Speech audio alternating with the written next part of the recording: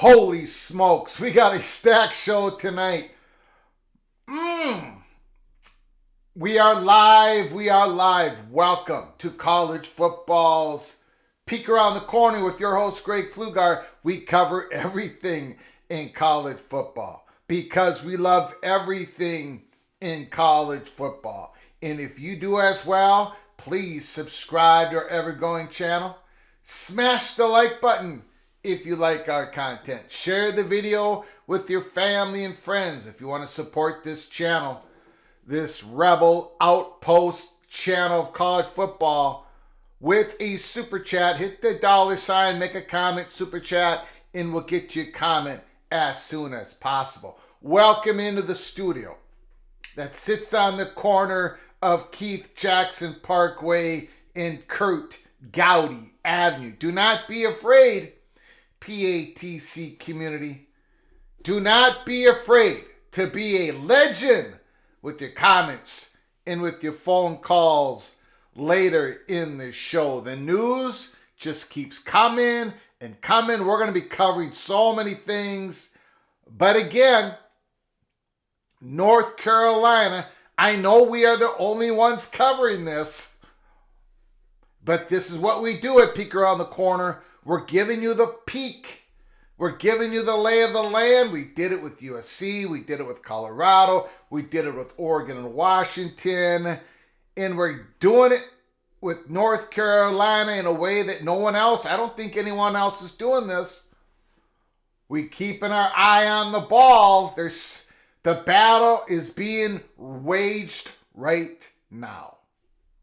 And I know what you're thinking, Greg. The fat guy from Minnesota is a little nuts. His cheese have slipped off his cracker. All those are true. But I'm telling you, if you've been following us here, we're taking you every step of the way, and there's new developments. New developments. We're going to go through the rest of the news real quick here in college football. We just got some more information on Malik Murphy, for goodness sake, right before we turn this on. Okay, so we're going to go through the news of college football. There's a lot to cover. Then when we get to the North Carolina piece, we're going to go through an article that we did on the early peak episode number 10 yesterday morning. For the early peak members, for those who have early peak membership, you saw how we went through the article. Okay? So we're going to go through that quickly with everybody here on the live show. But then we got an update to that story. And it's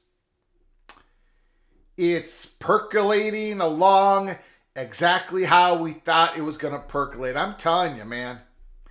If you have anybody, forget about the realignment, which it's going to impact greatly. But forget about that. If you are in the state of North Carolina, if you are a Tar Heel, if you are a Wolfpack, if you know what's going, or at least you've heard about what's going on at the University of North Carolina, it's a big story when it comes to so many different things. But it's going to impact realignment. And why we know it's going to impact realignment, the chances that it's going to affect realignment, because we've been getting told all of this, and we've been giving you the peak, and it's playing right where the people have been giving us the information. It's going exactly how they thought it was going to go. Continued advantage SEC. We're going to get to that. First of all, I want to say thank you for everybody here in the chat. Let's get to that first. Jeff Jorgensen, I think he's number one. I think he got in number one, early peak member. Colorado Buffalo Richard L is in the house. Tater Tots is in the house. Which way UNC? Mr. Monkey says it's in the house. Our web, holy smokes. Holy smokes. K Struthers is in the house. Nieces is in the house. Mr. Terrapin, JD Turtle, got yourself a quarterback. Bowl season is upon us. We're going to talk a little bit about the playoffs here in the monologue. We're going to go through the Las Vegas lines. Just going to hit upon it just a little bit. We've got such a stacked show. I don't think we're going to be able to hit upon it too much. Kyle Visser, Oklahoma's entire offensive line is gone. The portal giveth and the portal taketh away. I just read that about Oklahoma. Expedition Greg, thanks for coming on in. I appreciate it. Early peak member. Laura Weiss, Texas Tech, Red Raiders in the house. Jonathan Weaver, early peak member. When is the Big Ten going to get aggressive? They're aggressive. They've been aggressive. They just not going to go over their legal counsel. And we'll get to North Carolina. The SEC's in the catbird seat. And the SEC factions keep pressing their advantage. We'll get there. We will get there. Justin Lucas is in the house. I can pretty much guarantee you the UNC Board of Governors is not going to let an interim chancellor lead UNC out of the ACC. It'll be when they get a permanent successor. That's probably the case. That's probably the case. However, it's a leading indicator on who the permanent successor is going to be. And the interim chancellor that's being talked about tonight most definitely probably isn't going to be the permanent successor. Sometimes it happens. It happened in the last chancellorship replacement at UNC.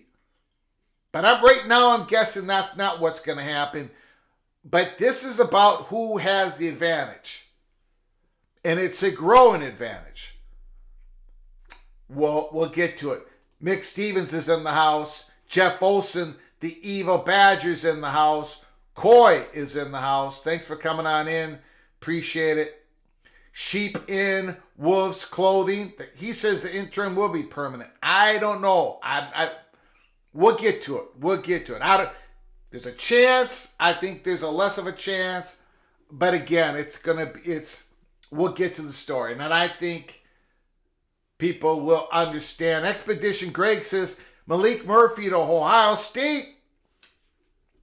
A report just came in that Murphy's looking at Duke, Baylor, Oregon State, Georgia, and Washington. Duke, Baylor, Oregon State, Georgia, and Washington. That's from Tom Loy, Notre Dame beat writer. Just putting that out there.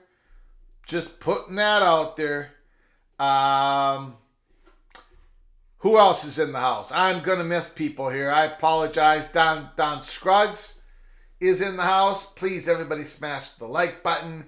Jim Reese, BR7062, saying that the Cowboys O-line is all... Sparty's got their new quarterback. The young man from Oregon State who transferred from Oregon State. And we'll get to that in a second. Justin Lucas. Okay. Let's get through all the news that's coming in. First of all, again, Tom Lloyd said Malik Murphy, according to his reporting, he's looking at Duke, Baylor, Oregon State, Georgia, Washington. Very interesting. Jalen Milroe, the quarterback of Alabama, is returning for next year. I think we all kind of anticipated that. Estime, the great running back, Audric Estime, the great running back of Notre Dame, just announced as we were coming on live that he is entering the NFL draft. He's not going to play in the bowl game. He's going to be there to cheer on his teammates, but he's not going to play in the bowl game, and he is going in to the 2004 NFL Draft. We know about Kyle McCord. Doesn't look like he's going to be a Cornhusker.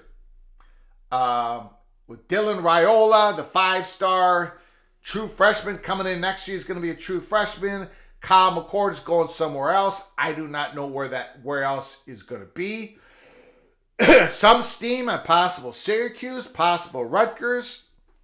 We shall see. But Kyle McCord, good quarterback. It's got a lot of upside. We'll see what happens with Kyle McCord. But he's not going to end up at Nebraska. And I still think, in my opinion, Nebraska's going to have to bring somebody in the portal. Yes, true freshmen, sometimes they have a great first year. They hit the ground running and off they go. Most of the time, as you all know, they struggle a bit. And that's not the end of the world. If Raiola comes in and struggles just a bit, Nebraska, while not having a great offensive line, they are going to have guys coming back. So it's not going to be a complete sieve in front of them. But Nebraska needs to make a bowl game. They haven't been to a bowl game in 7 years. Matt Rule, they need to get to a bowl game, and the first part of the schedule is very manageable. Get somebody in the portal. Get somebody there who's ready to win on day one against UTEP in the opener. They're going to have a lot of opportunities to bring that guy in. There's still quarterbacks out there in the portal that can help them on day one. To give the ball to Purdy, I don't know. Maybe he can take another step up. He's got some athletic ability, but Purdy or a true freshman Raiola, it'd be good if Nebraska could bring in a portal player, in my opinion. Let's get to some other news here, real quick. As the Cameron Ward, we know that Cameron Ward went and visited Miami along with Howard. Washington State's transfer to quarterback Olsen, quarterback Cameron Ward is taking an official visit to Florida State. This was released yesterday. Miami made a strong impression during his visit, but the battle isn't over for one of the top players in the portal. So Cameron Ward taking his time. He's visiting. He's been through this before, remember? He knows what to look for. We'll see what happens. Miami of Florida versus Florida State. Is there going to be another school that Cameron Ward visits?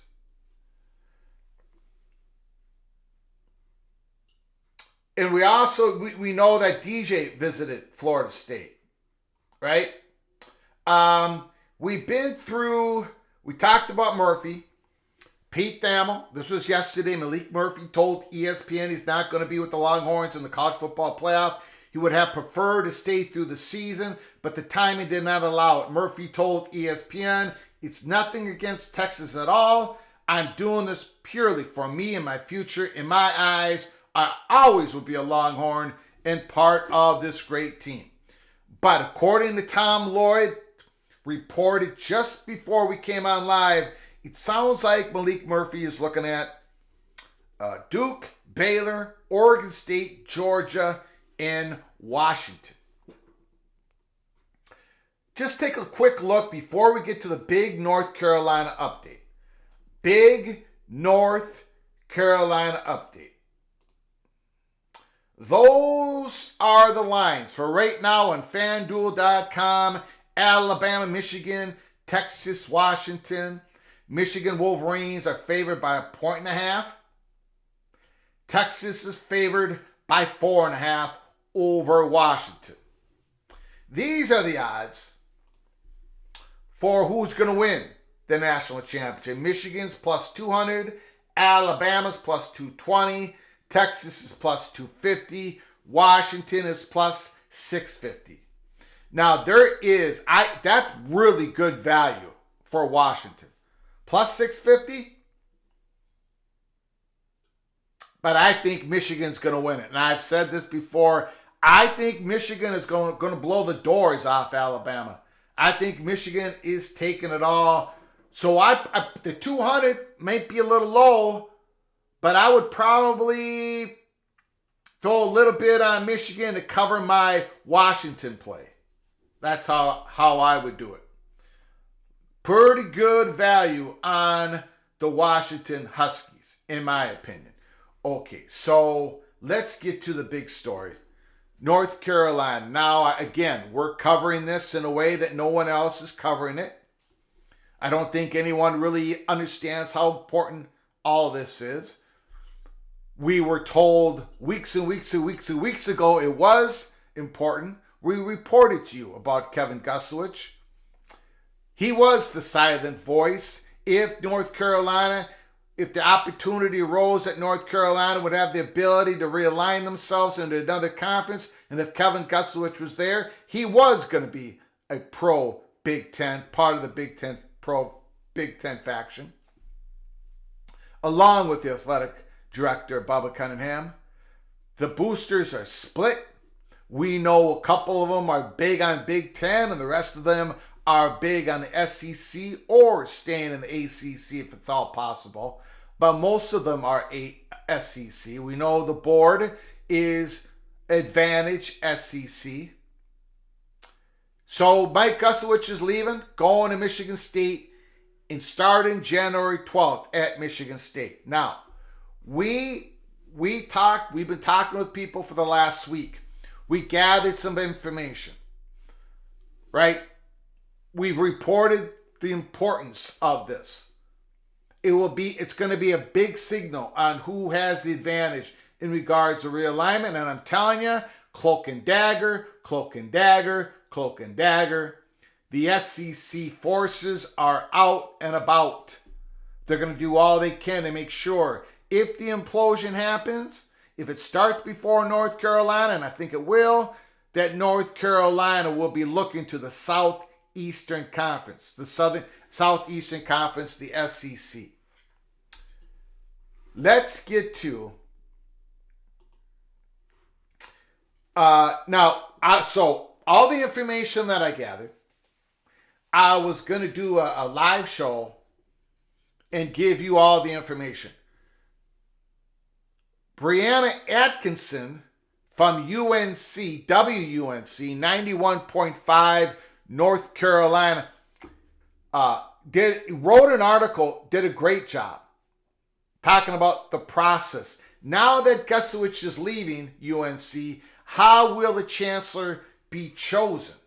So we're going to use that article, and then we're not going to go through the whole thing. There's a link provided. It's in the description box, and I'm going to point some important parts out of it. Then we're going to get to the update. The update this evening on this process. Okay? We'll get to your comments, questions, and phone calls as soon as possible. Again, Brianna Atkinson, we covered this on the early peak episode yesterday morning. We're going to cover this live tonight, and then we're going to go with an update that I have not shown anybody yet. We're going to do that tonight. UNC Chapel Hill is looking for its third chancellor in the past decade after Kevin Gusowich announced on Friday that he's leaving to become Michigan State University's next president. A chancellor search is a long, drawn-out process where most of the important discussions and decisions occur behind closed doors. And the most important one, the final choice, will be made by UNC System President Peter Hans, who consolidated more power over the process and policy changes made last May. The most important and final choice will be made by the system president, Peter Hans. Remember that name. Remember that name as we get further into the article. Let me pop this up so it's a little bit easier for everybody to read. First, Hans will, most likely this week, name an interim chancellor. Well, tonight is Thursday night. We have more information about what's going to be happening, possibly happening tomorrow, Friday. So first, Peter Hans, who's got all this power, is going to be naming an interim chancellor who would take over Gusowich's last day on January 12th. Interim chancellors sometimes become permanent, as had happened with UNC's Chapel Hill's last chancellor search and the most recent UNC system search for UNC's Asheville's chancellor. Once an interim is named, Hans, with the consultation from UNC's Chapel Hill Board of Trustees Chair John Pryor, will name the members of the Search Advisory Committee. Hans has the authority to name the members and determine the parameters of whom they will seek. Plus, there are some rules around how the committee is formed. The Search Advisory Committee will have 13 voting members and is required to include Hans, members of the Board of Trustees, at least 2 members of the Board of Governors, at least 1 member of the faculty, the student body, staff, alumni, and a current or former UNC system chancellor. But none of that's really important. All of that's important, but none of that is the PATC money shot of this article. We'll be getting to that in a second.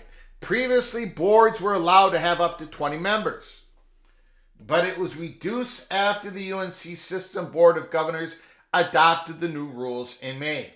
The prior policy also forbade Board of Governors members from serving on search advisory committees.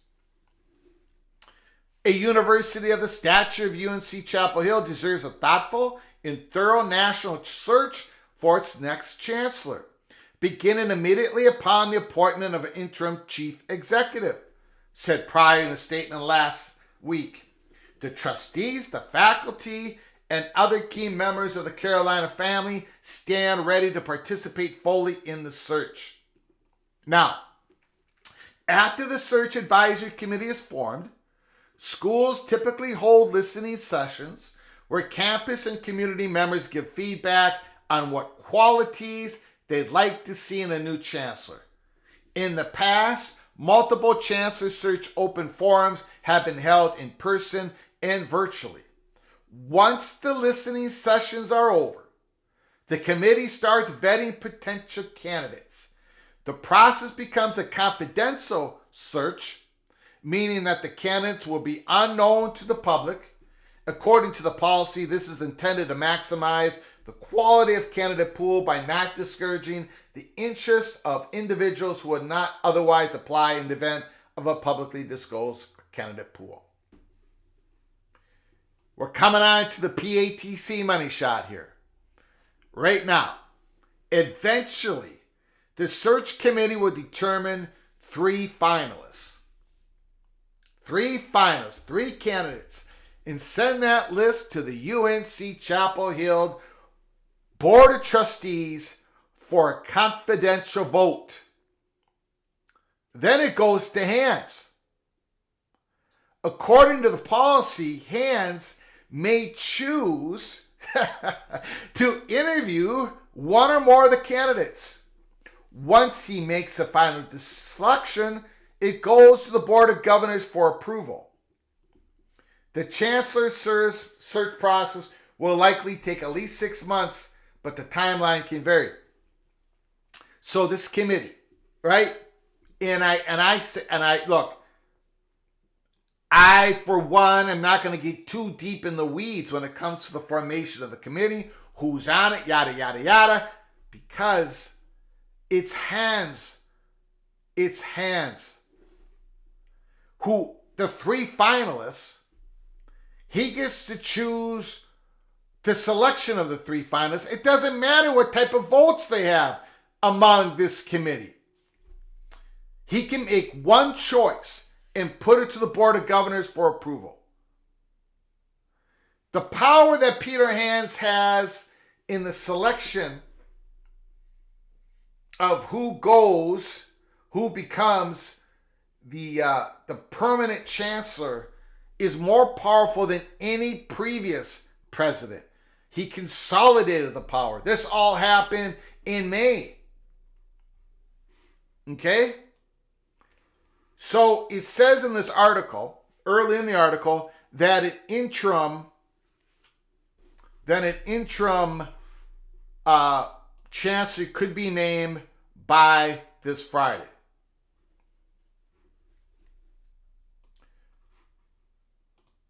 We have an update for you.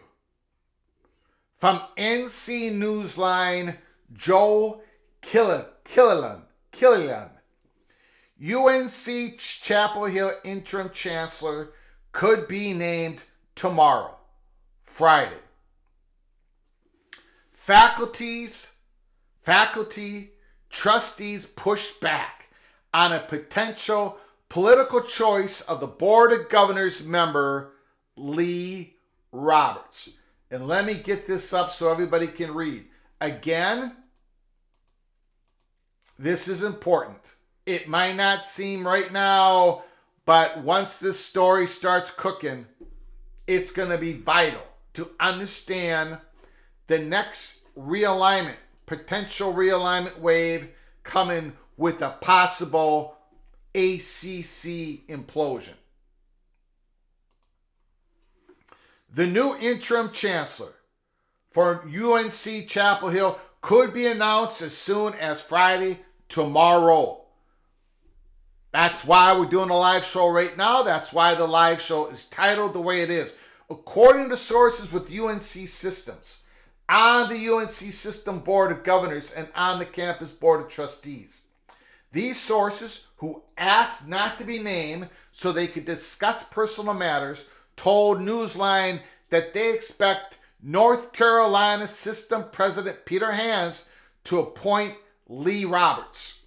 Roberts, a politically appointed member of the Board of Governors who served as a budget director for former Governor Pat McCrory, has strong geopolitical connections, but no experience as an administrator in higher education.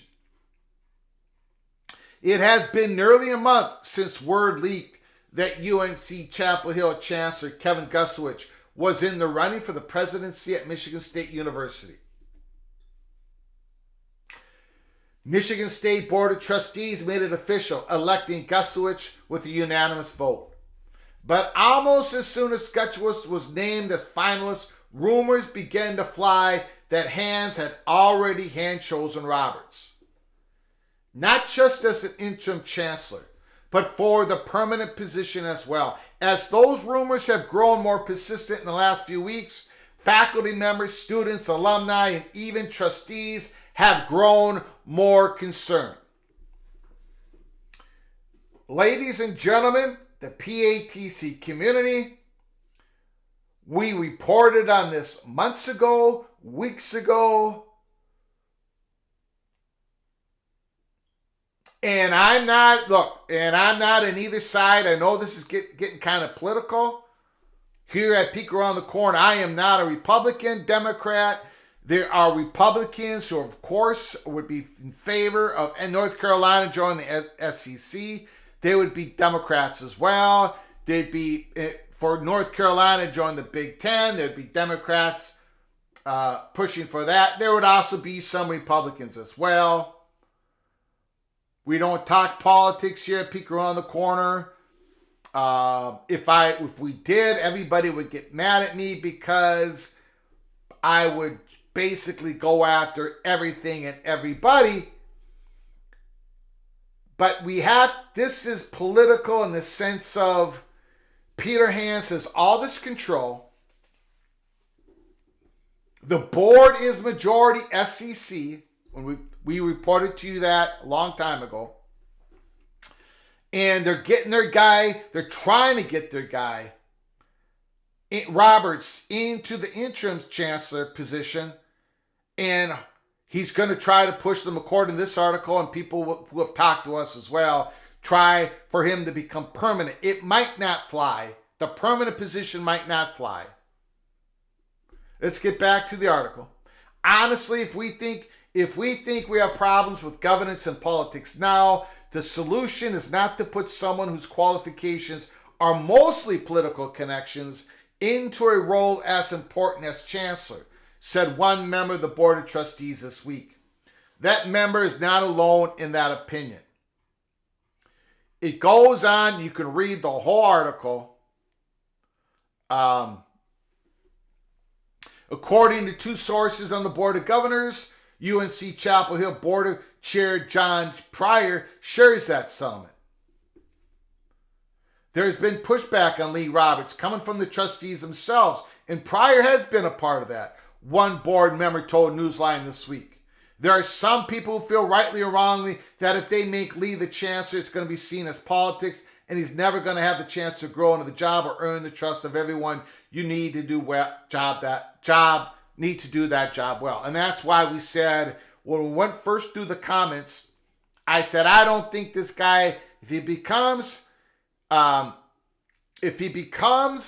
Lee Roberts becomes the interim, I do not think he's going to become the permanent. Now, again, this article goes on and on and on, and there's a link provided. You can read the whole thing. I'm going to give you the bullet points. And we've been giving you the bullet points. We gave it to you in the early peak episode yesterday morning. Peter Hans is pro-SEC. And he consolidated a lot more power in the president's chair, as systems president chair for UNC since May. And he's trying to put in an interim chancellor that's basically a political guy who's got no experience in administration. And this is the important part that I'm going to give you, that, of course, this article is not going to give you and is not interested in, probably has no window to it. But this has all been how do I say it? There is cloak and dagger going on, ladies and gentlemen. None of this is by happenstance. There are SEC is pulling out all the stops. All of it. And it's a little bit here, a little bit there, but it all adds up. They've circled, they're targeting North Carolina. They're going to make sure that internally North Carolina, when the opportunity arises, that they will choose the SEC. The pro Big Ten president is going out the door January 12th. January 12th. The interim chancellor takes over on January 12th. Now, do I believe the interim chancellor is going to make some major move, major decision? No. That's, again, another reason why we say North Carolina is nowhere close to where Clemson and Florida State is. That's why they're not at the center of the stage, even though they're the biggest domino, because of all of this. And all of this started months ago. Kevin Gustowicz, there's been a rock fight going on there, and it's all playing out. And the SEC, the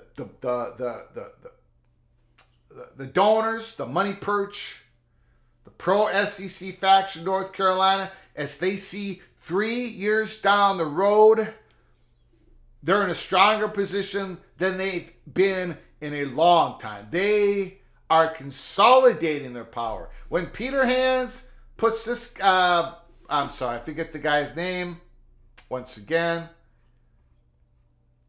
Lee Roberts, if this gets announced tomorrow, and that's why we're giving you the peek, yeah, there's going to be some explosion going on in North Carolina, Chapel Hill. Yes, there's going to be some explosion.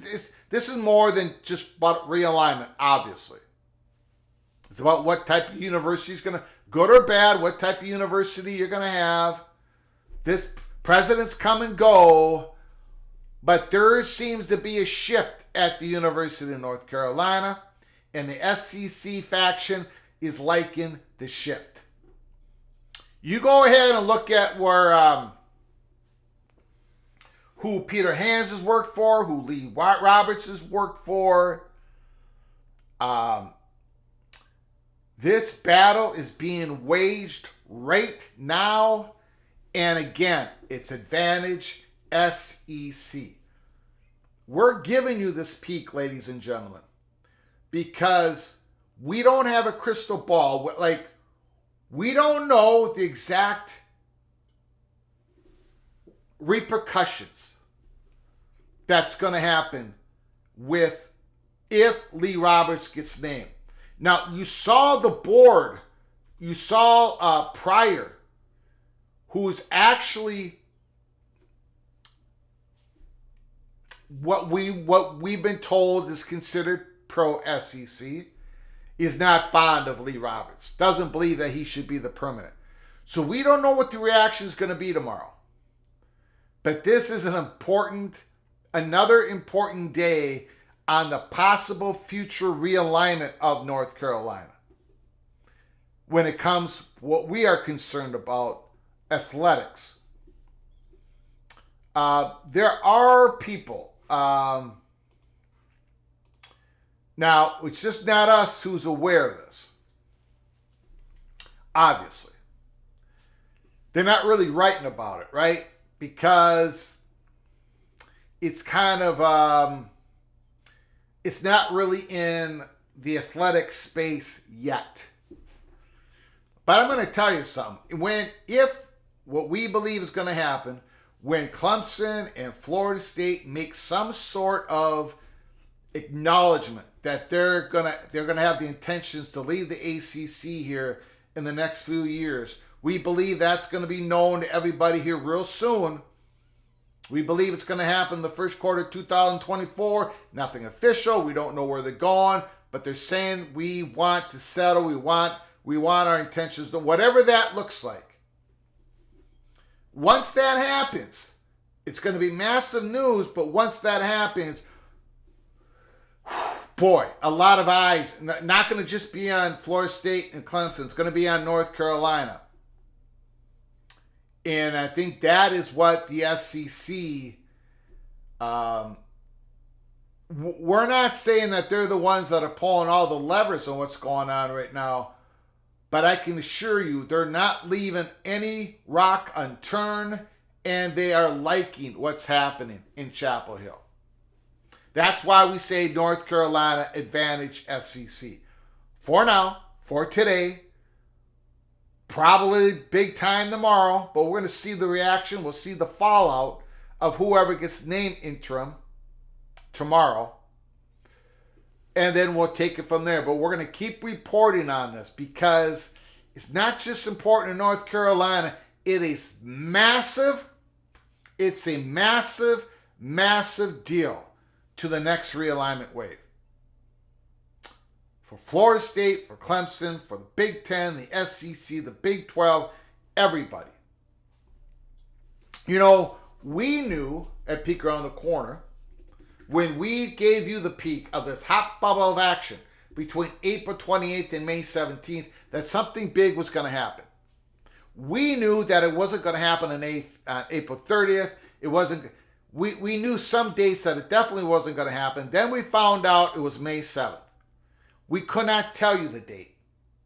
But on May 8th, if you go back in the live show, we announced that the Pac-12 just got a major shot to the solar plexus because we knew there was a meeting between Colorado and the Big 12 May 7th in Chicago.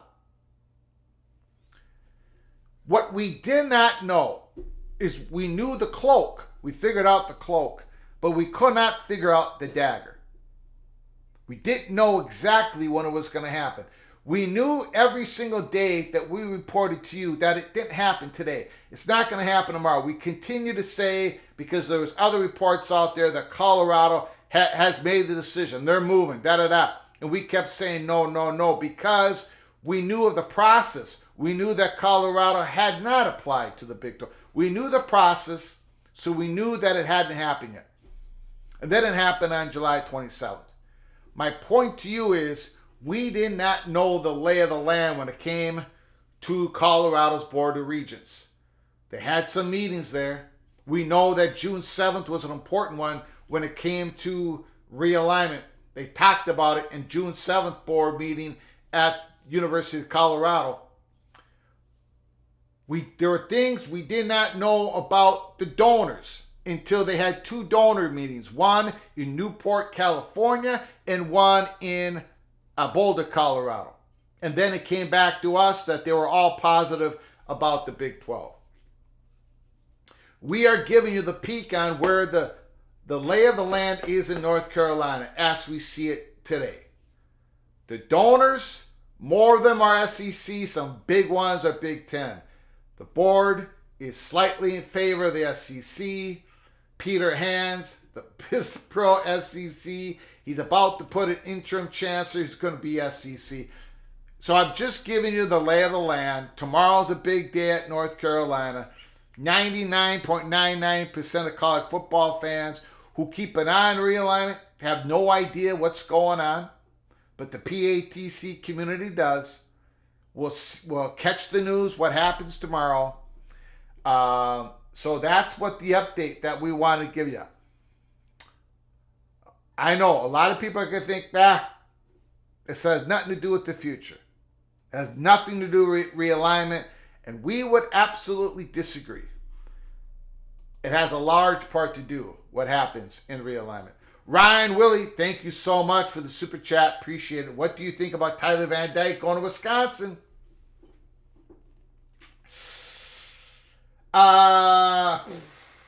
If you get the Tyler Van Dyke of 2021,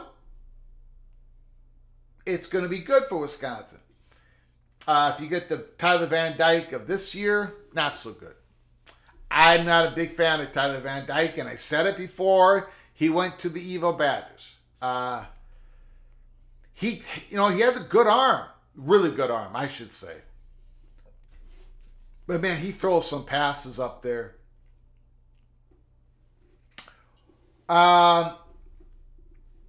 I'm running a little bit cool on that pickup, to be honest with you.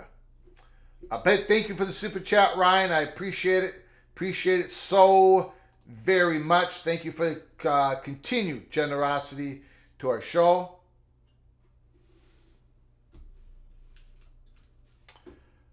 Okay, let's get to your comments. And then we're going to open up the phone calls here in a little bit. I don't know about this. Marketects, Kyle McCord doesn't want to compete, and that's fine for him. But that is not big-time football. Syracuse would work. Are we sure Kyle McCord doesn't want to compete? Are we really sure? I don't know. Maybe there was something else. Maybe there was some other issue, some other really good offer coming from somewhere else. I know maybe it looks like that, but do we really know? I don't think we really know. Architects also says Alabama or Texas will win it all.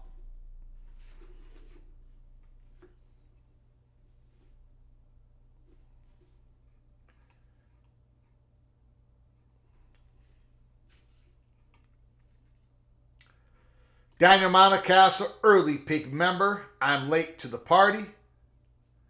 Watch, everyone predicts SEC and they pull to the Big Ten. Joe is trying to fix his toilet while listening. I hope you're finding success, Joe. Opie wasn't Oregon's president in interim. I forget when they took the invite from the Big Ten, or am I misremembering? That whole thing was convoluted. I don't remember. They had an interim, and I think the permanent one came in from formerly from Wisconsin. By the time they took the invite, not really sure. Not really sure.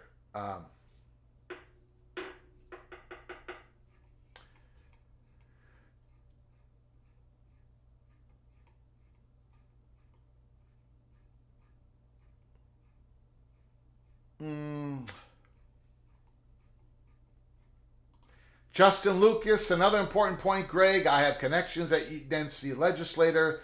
The Senate President Speaker have appointed more Duke, Wake Forest, North Carolina State people to North Carolina Board of Governors. It's no longer UNC dominated.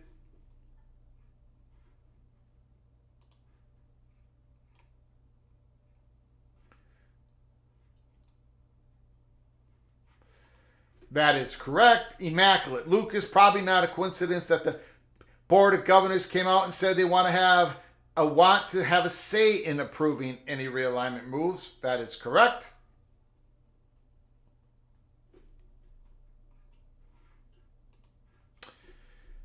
Lee Roberts went to Duke and is now likely to be interim chancellor. Another example of the UNC Chapel Hill dominance on the Board of Governors waning. Would have never happened previously.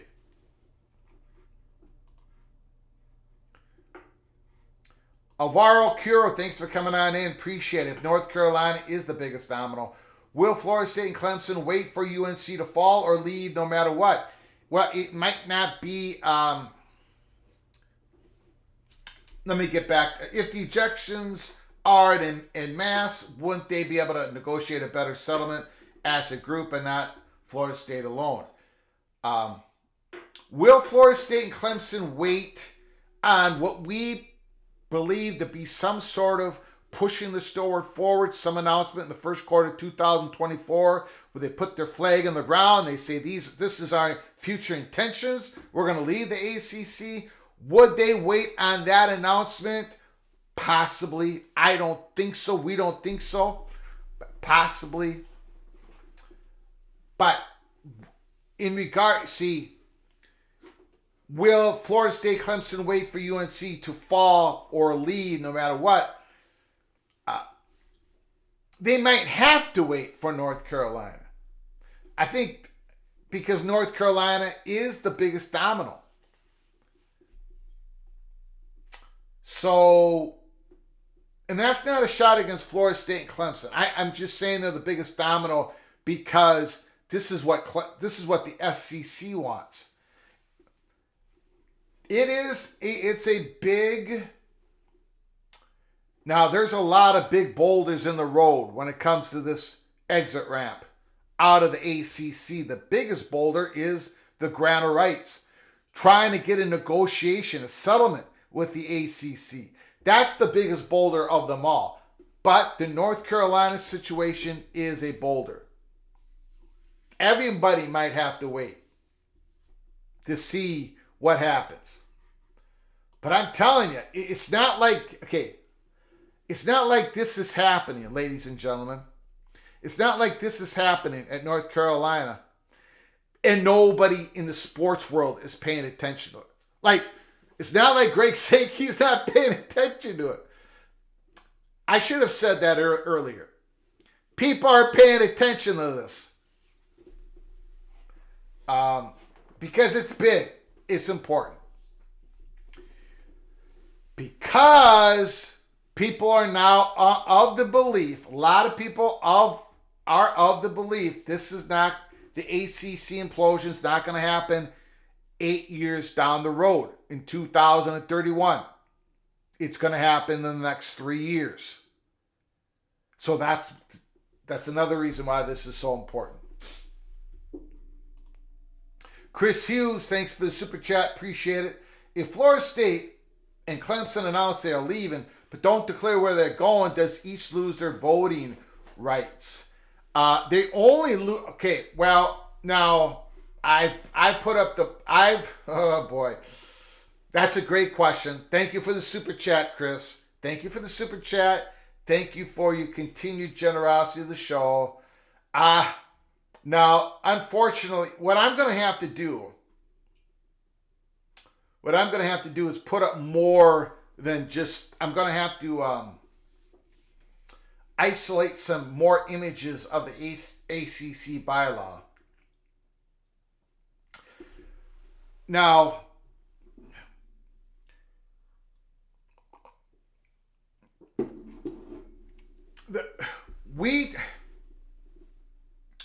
I believe that certain restrictions happen to you as an ACC school within the ACC bylaw once you're given the notice of withdrawal. And in 1.4.5, it doesn't talk about the voting aspect to it or whatever, but it does talk about you have to pay up all the money within 30 days of the effective date of the withdrawal.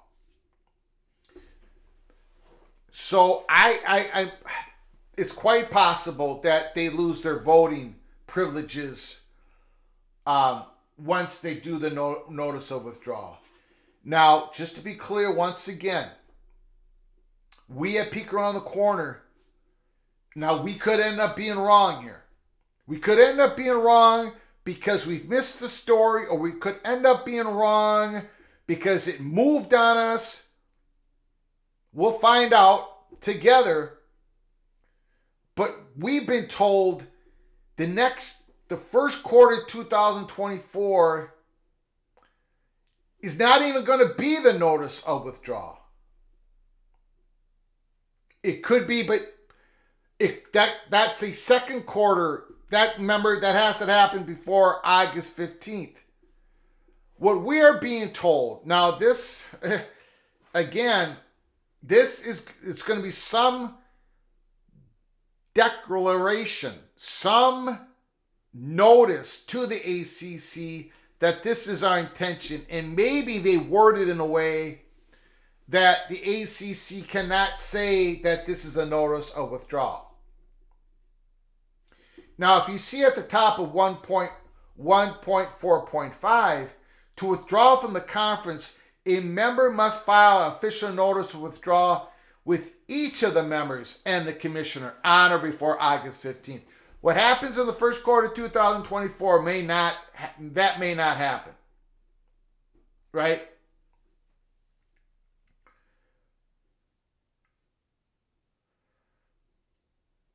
So I guess my answer to your great question, Chris, is I'm thinking that's a no. I'm thinking it's a no, but I'm not sure. Again, I'm gonna have to capture more of the ACC bylaw, put it up here, and so we can analyze it better. I know that doesn't. I don't know for sure, Chris. I get Chris Hughes, another super chat. Thank you so much for your generosity. I get Florida State getting the money to leave. However, I'm stunned that Clemson can come up with the money to leave and buy back their rights. Am I wrong? Um, I'm anticipating if both of them come to the negotiation table with the ACC and they both able to get a settlement with the ACC so they can bring their media rights, ownership media rights to whatever conference they go into. If this all happens, I believe that Florida State and Clemson will probably come up with the money in the same manner or close to the same manner. You want to talk about Ohtani deferred payments, becoming a member of the Los Angeles Dodgers? I think if this is a real large sum, it could be a lot of deferred payments from Florida State and Clemson, maybe with use of an investment firm.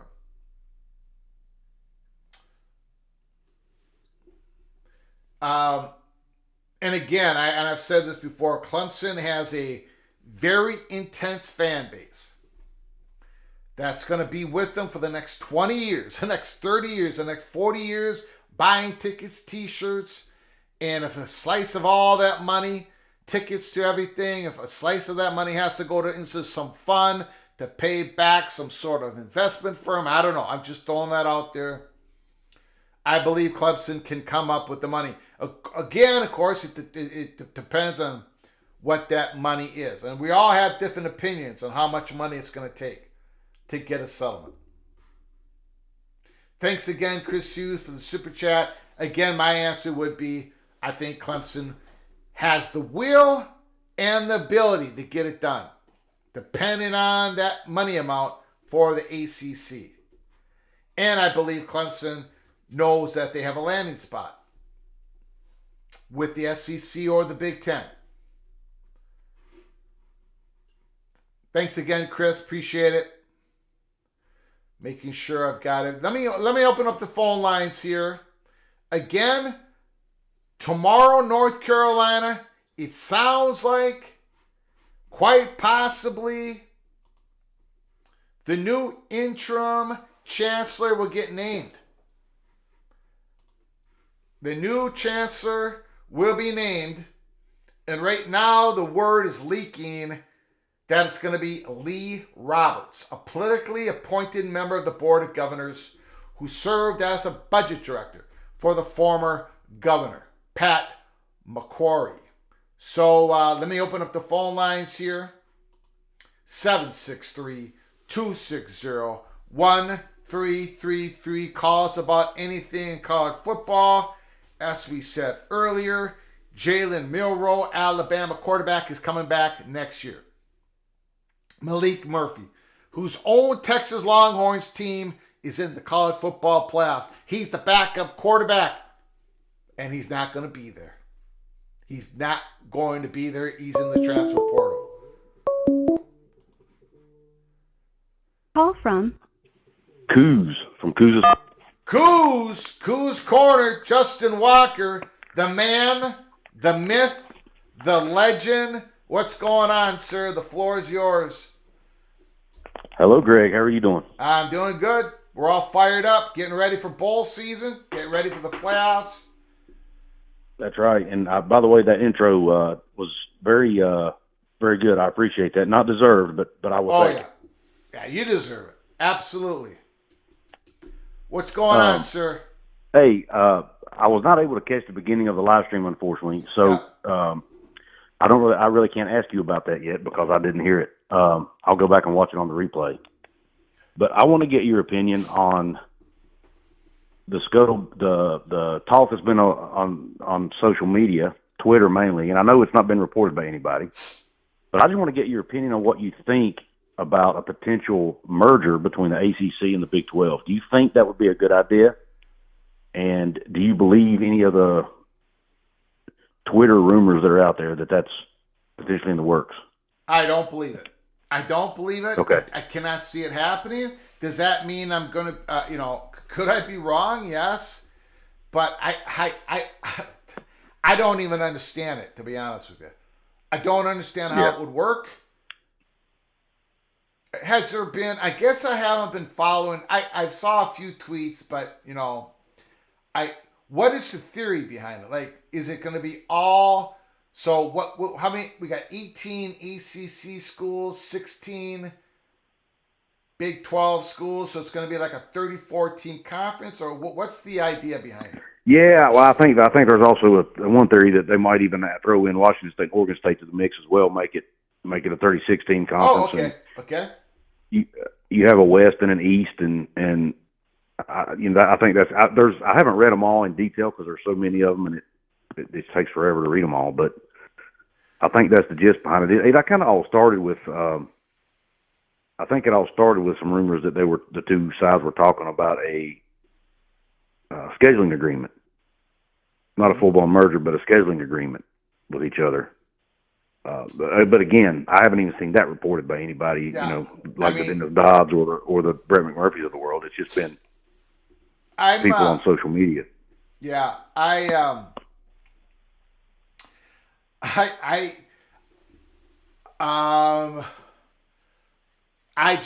cannot see it happening. I haven't heard nothing of it.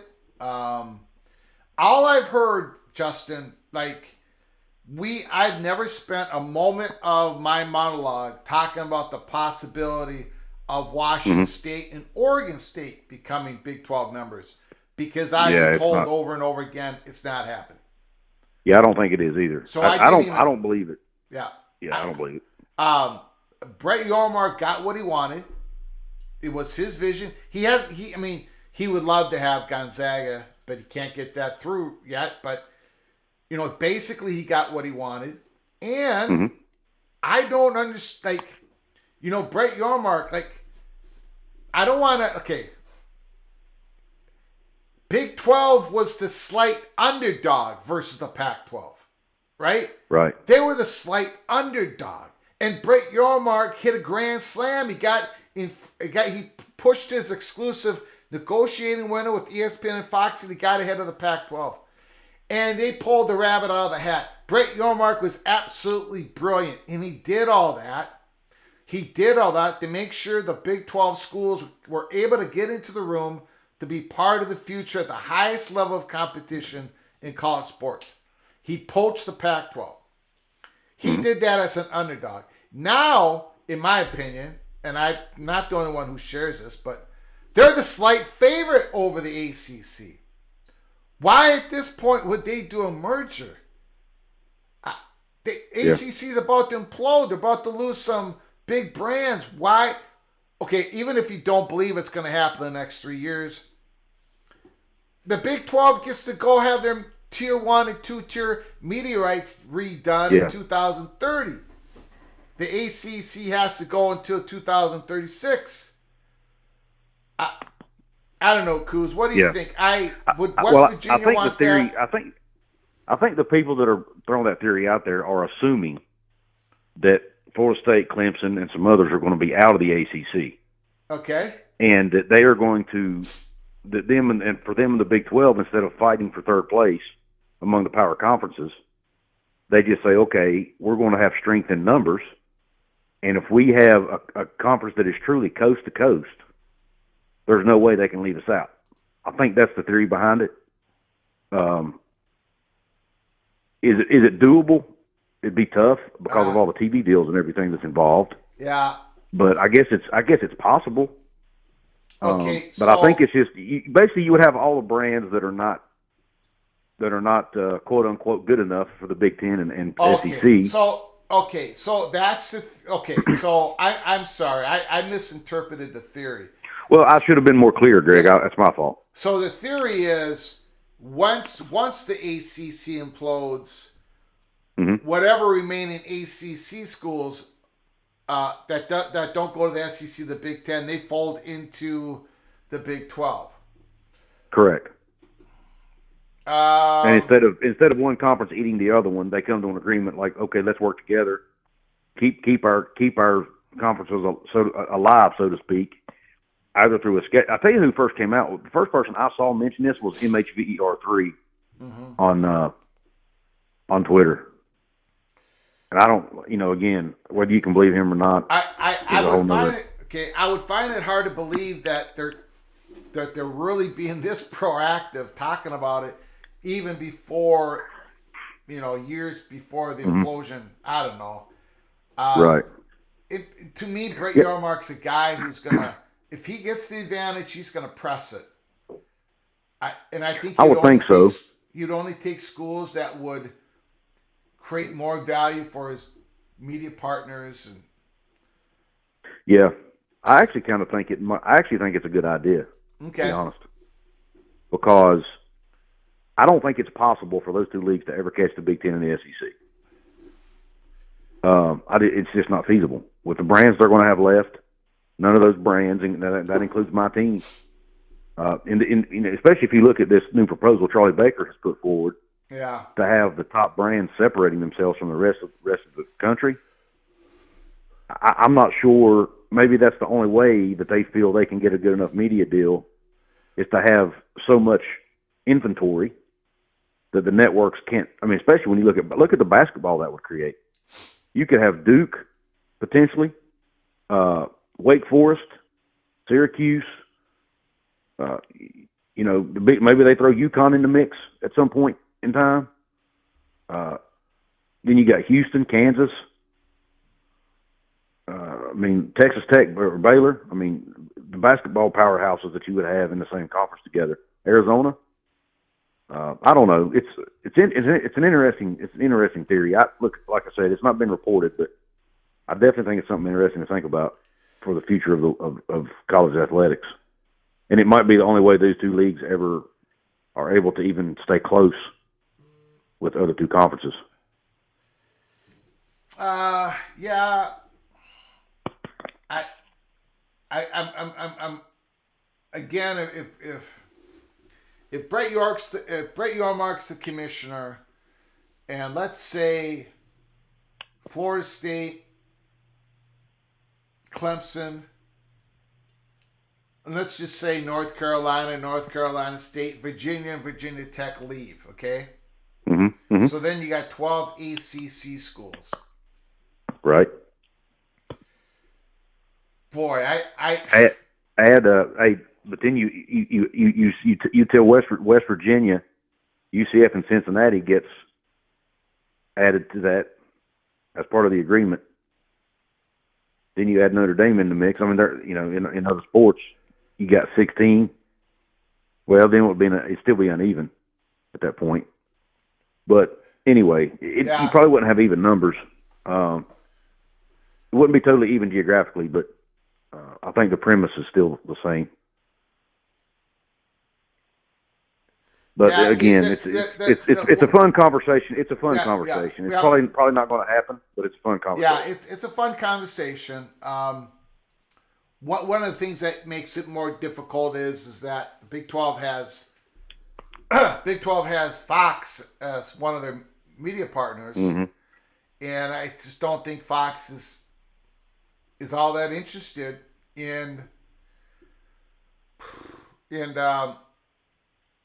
Washington State and Oregon State, because they've already... Yeah, and I think if this happens, I'm not sure that Washington State and Oregon State's included in it. Just to be frank, I think they end up having to become part of the Mountain West Conference at the end of the day. So I'm not really counting them as part of the equation. But anyway, well, listen, I don't want to take up all the time. I've been wanting to call in. I'll be sure to go back and watch the beginning of your monologue so I see what the heck you're talking about with North Carolina. Yeah. Beanie Bishop. I didn't want to ask you to repeat it again. Beanie Bishop, All-American. Oh yeah. By the way, yes, I bet. Minnesota fans are like he's the one that got away. Yeah. We're not happy. We're not happy campers over here. He's only the 13th consensus All-American in West Virginia history. Well, beautiful. You did a beautiful job. Great job by Neil Brown getting him, too. So thank you, Minnesota fans, for letting us have your guy. Yeah. Okay. All right, Jay. Yeah, it's great talking to you. Hope the rest of your show goes well. Good. Thank you. Appreciate it. That's Coos Corner.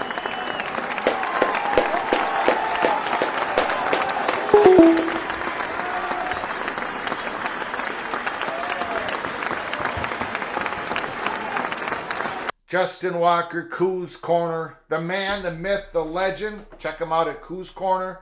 Great college football YouTube channel. Ryan Willie. Remember what happened to the scheduling agreement between the Big Ten, the Pac-12, and the ACC? It didn't end well. Yeah, I don't know. It's fun to talk about, but especially if you think about after the implosion, after the ACC loses their top 4-6 brands, Yormark's not going to settle for a merger. I don't think he would take what he and Fox Sports would want, and ESPN, of course, has to play a part in it. And I don't think it would be all of them. I think it would be Pittsburgh, a Miami, Florida, a Louisville, maybe a Georgia Tech, and to see if Virginia Tech's Louisville, Virginia,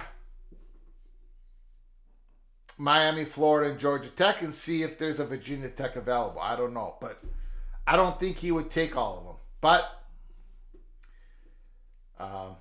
we shall see.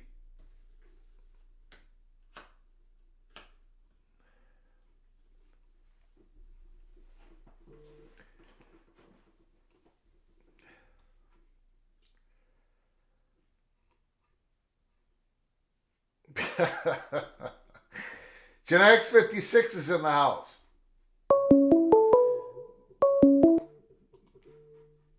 Call from AV. I'm sorry, I didn't get the name. AV. AV, thanks for calling. The floor is yours. Yeah, to follow up on Kuz's call, I had heard yesterday on 365 that someone had put out that ESPN might allow the ACC to go back to take their bid to open market if they weren't happy with their payment plan. And that would let them out of it where they could go poach who they wanted. Do you see anything like that going on? You talking David Smoke and Catalina? They were talking about that yesterday? Yes, sir. I'm going to have to watch that show yesterday. You're saying that they reported that somebody else said that if ESPN might go to the ACC and say, if you don't like our contract, you can go and open bid with everybody else and see what you can get. Is that what you're saying? Yes, sir. I have not heard that. I'm definitely going to go watch 365 Sports.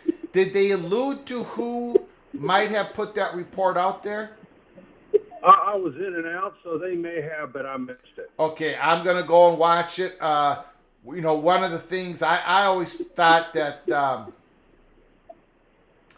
they probably couldn't do that because, one, they do have the distribution rights, not the grant rights, the distribution rights of the ACC content. And, see, I'm not sure. Boy, that's an interesting question. I'm not sure like a Boston College, a Wake Forest, a Syracuse, a few others would want that to happen. I'll take a look at it. I have not heard that, sir, but I'm going to take a look at 365 Sports. You said that was yesterday's show, Wednesday? Yes, sir. All right. I'll take a look at it, and I'll make a note of it just to give you my opinion of it on the next live show. Is that cool? Yeah, absolutely. And also, before you hang up, I wanted to thank you. I'd asked you your opinion on Tulane and SMU, and you told me that you thought Tulane was going to win. I made a little money betting SMU. So. Oh, that's And I'll be great. taking Alabama in the first round too. Okay, all right. Okay, go against Greg the Cooler. Fine. Have a good show. Be smart. Be intelligent. Be fine. Be that way. Great call. Take care. Thank you, sir. Appreciate it.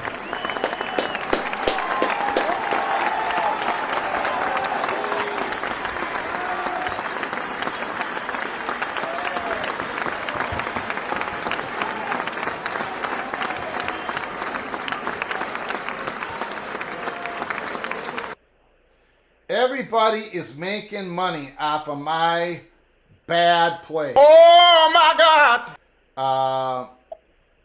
Coos Corny said he missed part of that 365 show, part of it. I did see something yesterday where it was a little part, like a 12-minute video of 365 Sports, and it started with David Smoke saying something about realignment, whatever. I wonder if that was the beginning of that segment. So I'm going to take a look.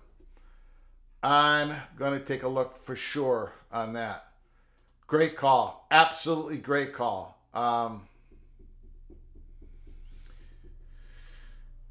Okay, let's get back to your comments, phone calls. The line is open, 763-260-1333. And the caller said he's going to be taking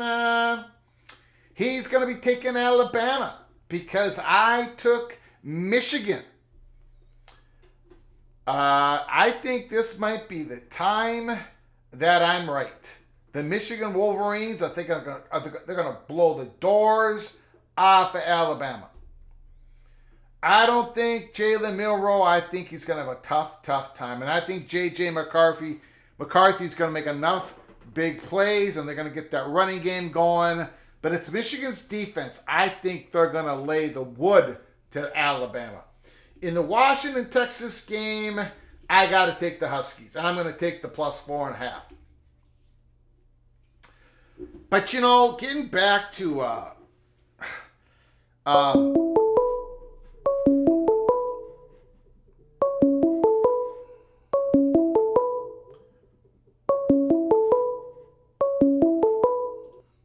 Call from JD.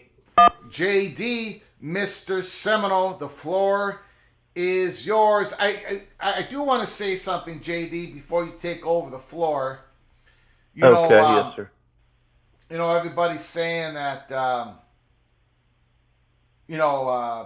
Alabama, not everybody's saying it, of course, but people who believe that Alabama should be in the playoffs and not Florida State, they're saying, well, look, Florida State, they're going to have their backup quarterback. They're not as good as Alabama because they have the backup quarterback. And we went through that whole argument before. I happen to disagree. I think Florida State should be in the playoffs. But, then throw in this Malik Murphy situation. Malik Murphy is the backup quarterback. Backup quarterback of Texas. Right? Quinn Ewers, he was injured earlier in the year. He was injured last year. He could go down before the game starts. He could go down in the first quarter. And Malik Murphy's not going to even be there. So, committee, you can't determine who should be in the playoffs based upon the current roster, because it could change anyways. I just thought that was another log on the fire, just to make this what I believe is a travesty. JD, the floor is yours. Well, sir, in response to what you were just saying, that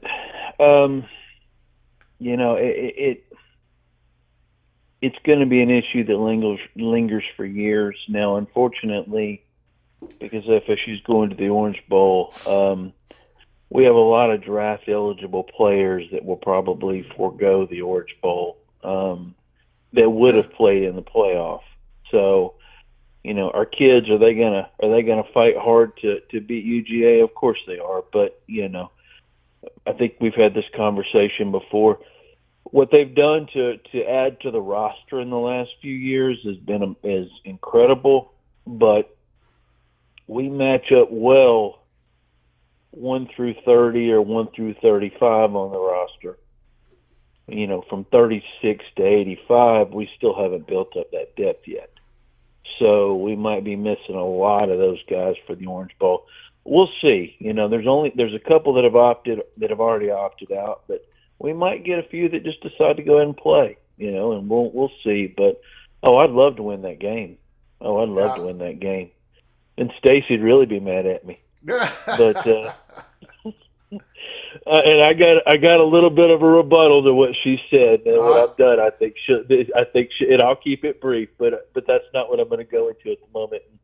But I'm also going to kind of cut down my phone calls because I'm realizing I'm on the phone, you know, way too long sometimes. I get a little long-winded or really long-winded. But, you know, I tuned in late, but when your last couple of callers were talking about that whole ACC Big 12 rumor, which I've seen the last couple of days myself, I know there's probably not a lot of legs to it, but I think it's a brilliant idea because if it ever did get legs, and what would have to happen is somebody would have to,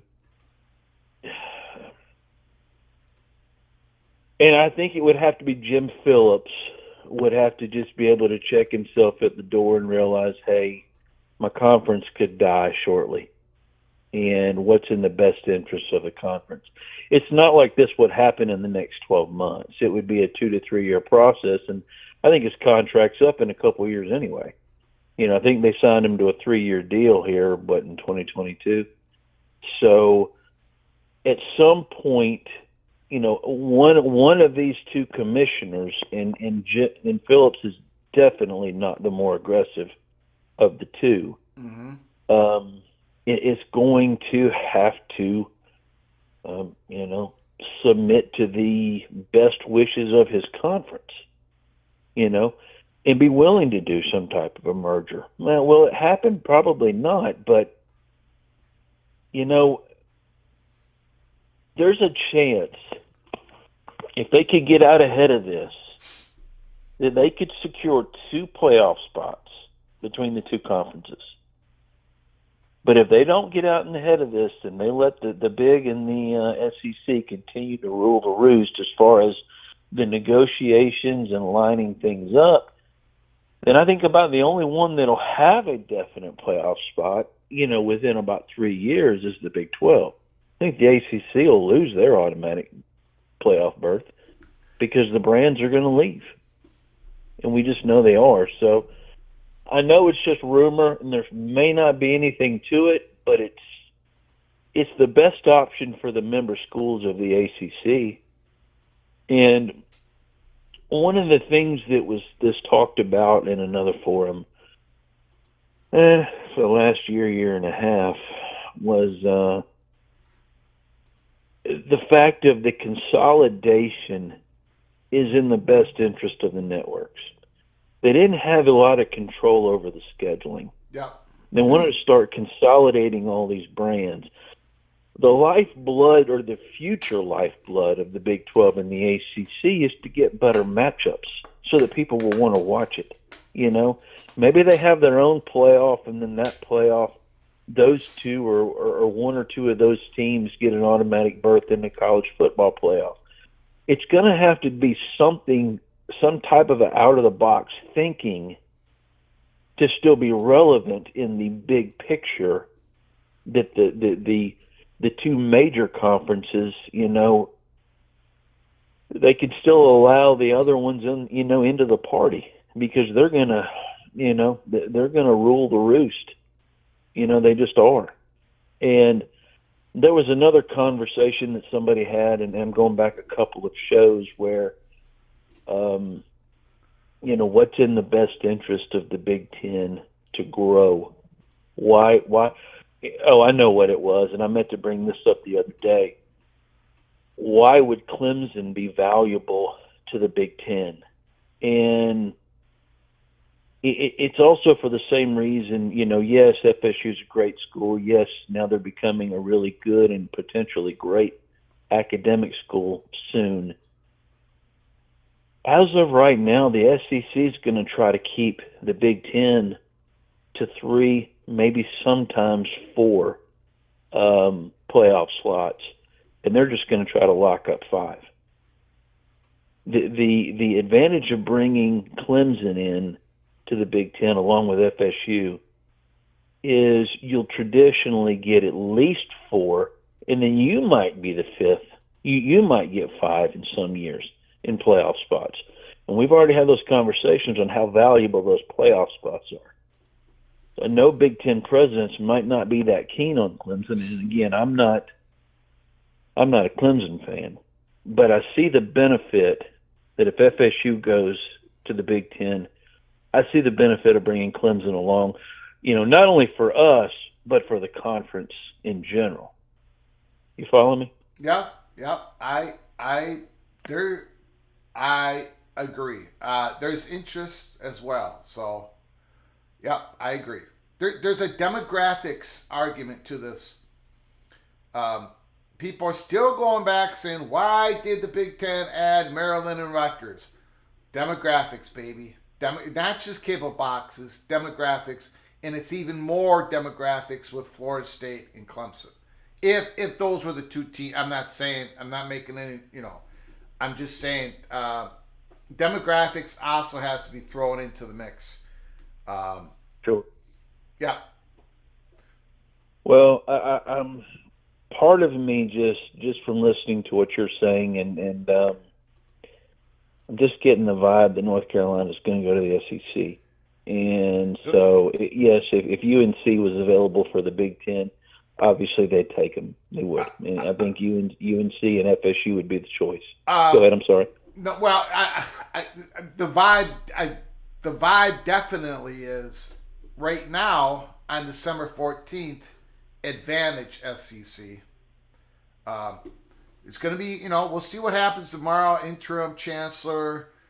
We'll see what kind of pushback and everything. But yeah, we're not here at Peek Around the Corner declaring North Carolina the SEC, but it's definite advantage SEC. And you're seeing it play out in real time, and we're going to keep covering it. Now years ago, the Big Ten made a play for North Carolina. They made the play for North Carolina and Virginia at the time when the Big Ten got, but they weren't interested.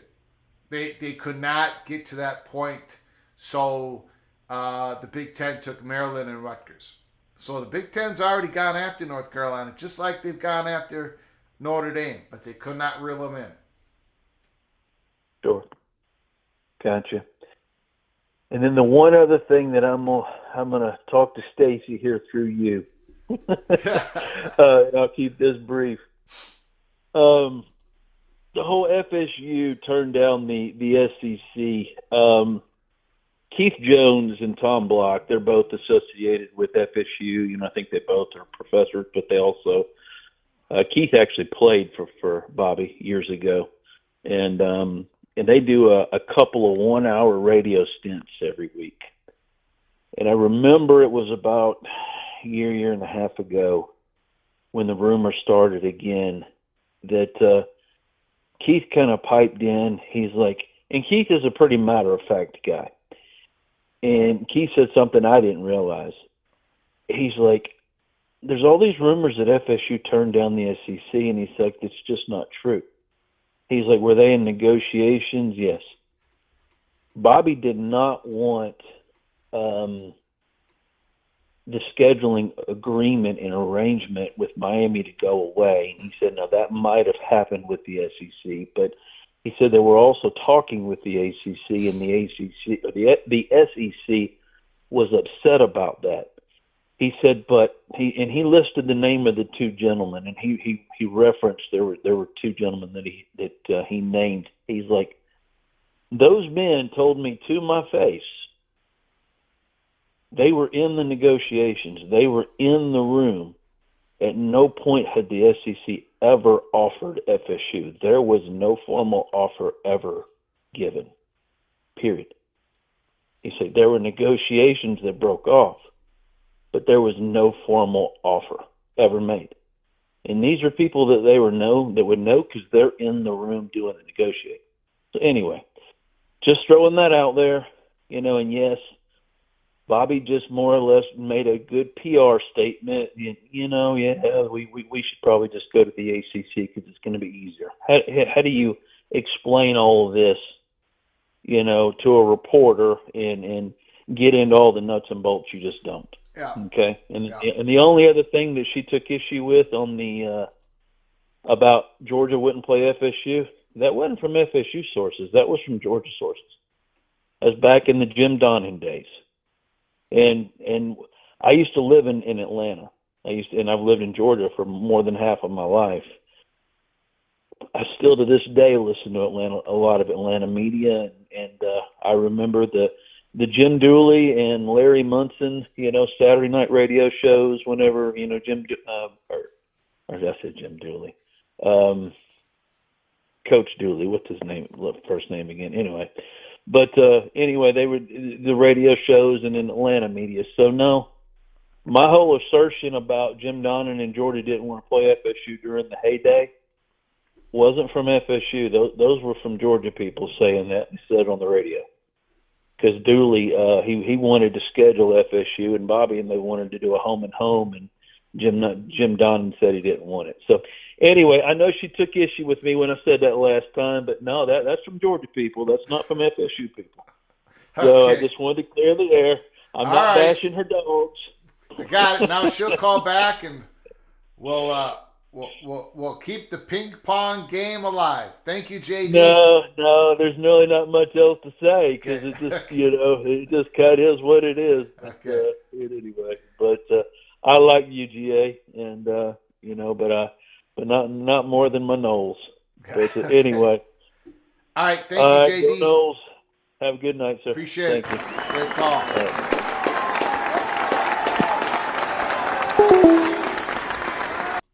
We do have some interesting news. Interesting news, I wouldn't call it breaking news.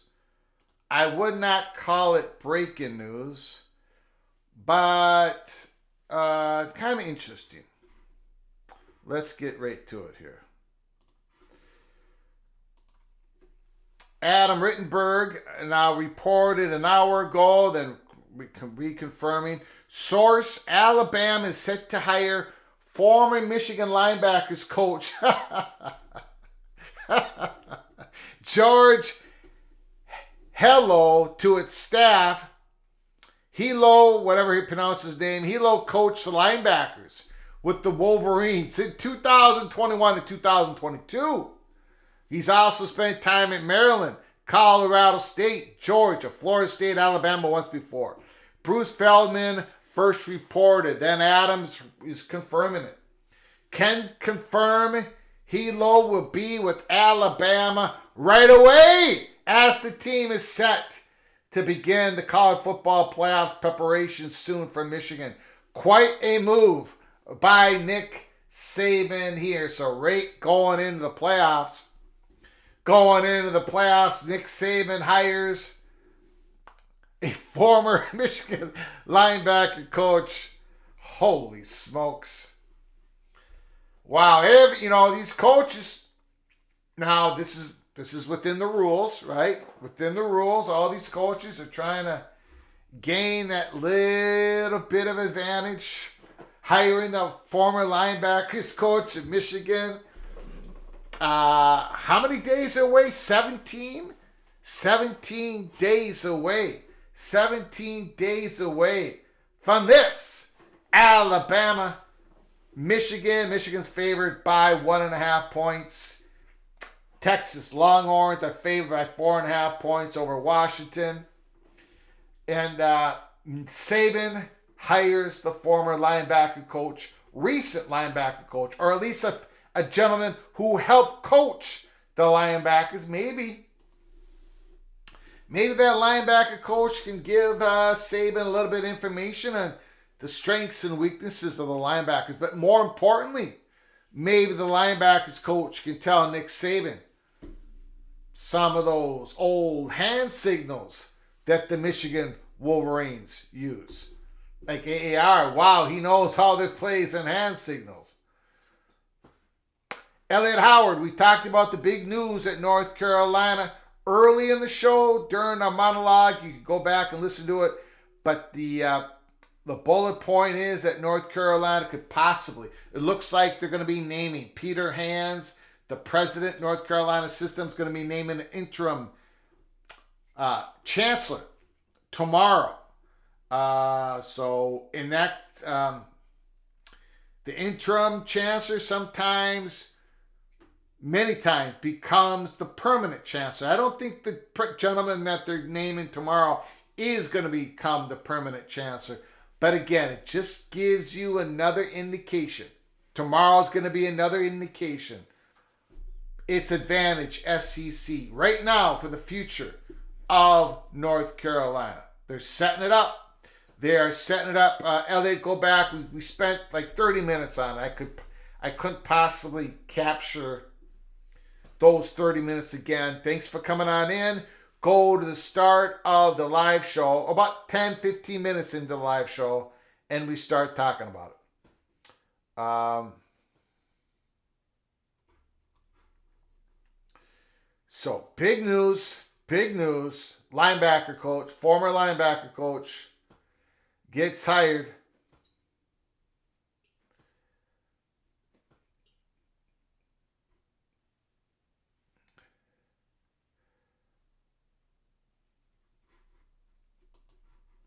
Let's see here.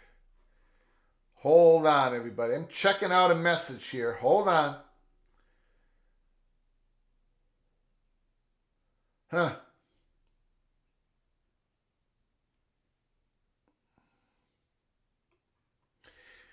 Oregon's losing a big-time recruit, 2022, the number 9 running back in the 2022 cycle. Dante Dodell, top 247 recruit, number 9 in the cycle. He's entering the transfer portal. Names still keep piling in there. The transfer portal opened up December 4th. We're 10 days into it. We've got 20 days left for you to enter into the portal. Not necessarily to get out of the portal. It's to go into the portal. There's 20 more days left in the window.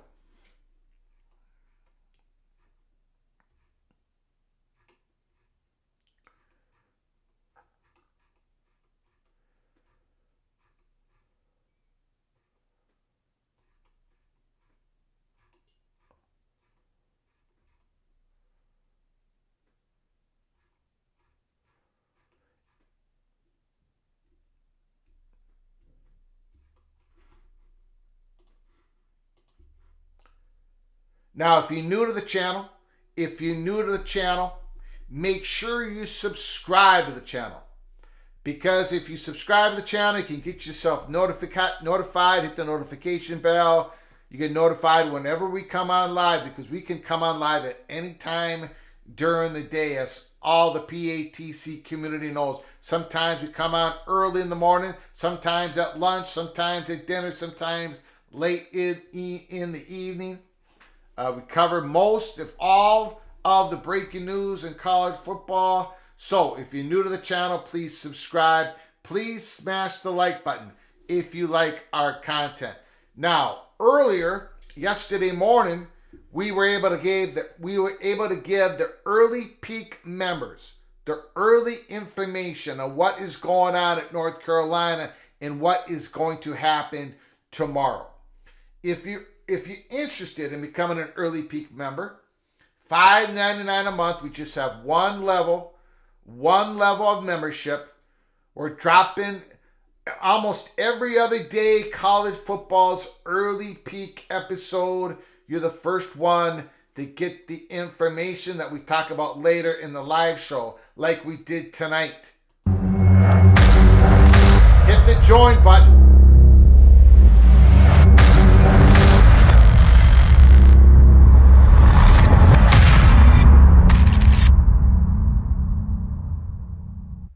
If you're interested in becoming an Early Peak member, hit the join button, $5.99 a month. Get your Early Peak episodes, Heartbreak 25.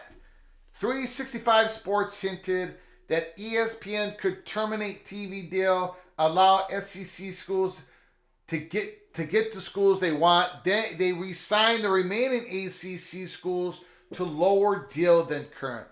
Again, was this yesterday, Heartbreak 25? We were told earlier during the show that this is what 365 hinted at yesterday. I'm going to have to watch the program. I did not see that. Nobody told me about it. Thank you so much, Heartbreak 25, and those earlier in the chat who let me know. Boy, I'm interested to see what they say about this because, again, this version gets back to the reality, the highly probable reality that if this ACC implosion happens through this means, through the settlement means, that however this happens, the SEC has an advantage in eating first. No question about it. Eating first. Now, this scenario would lead to that, right? I have a couple questions about this. Again, I'm going to watch that program. I'm going to do a deep dive on it tomorrow. But I'm wondering, I would think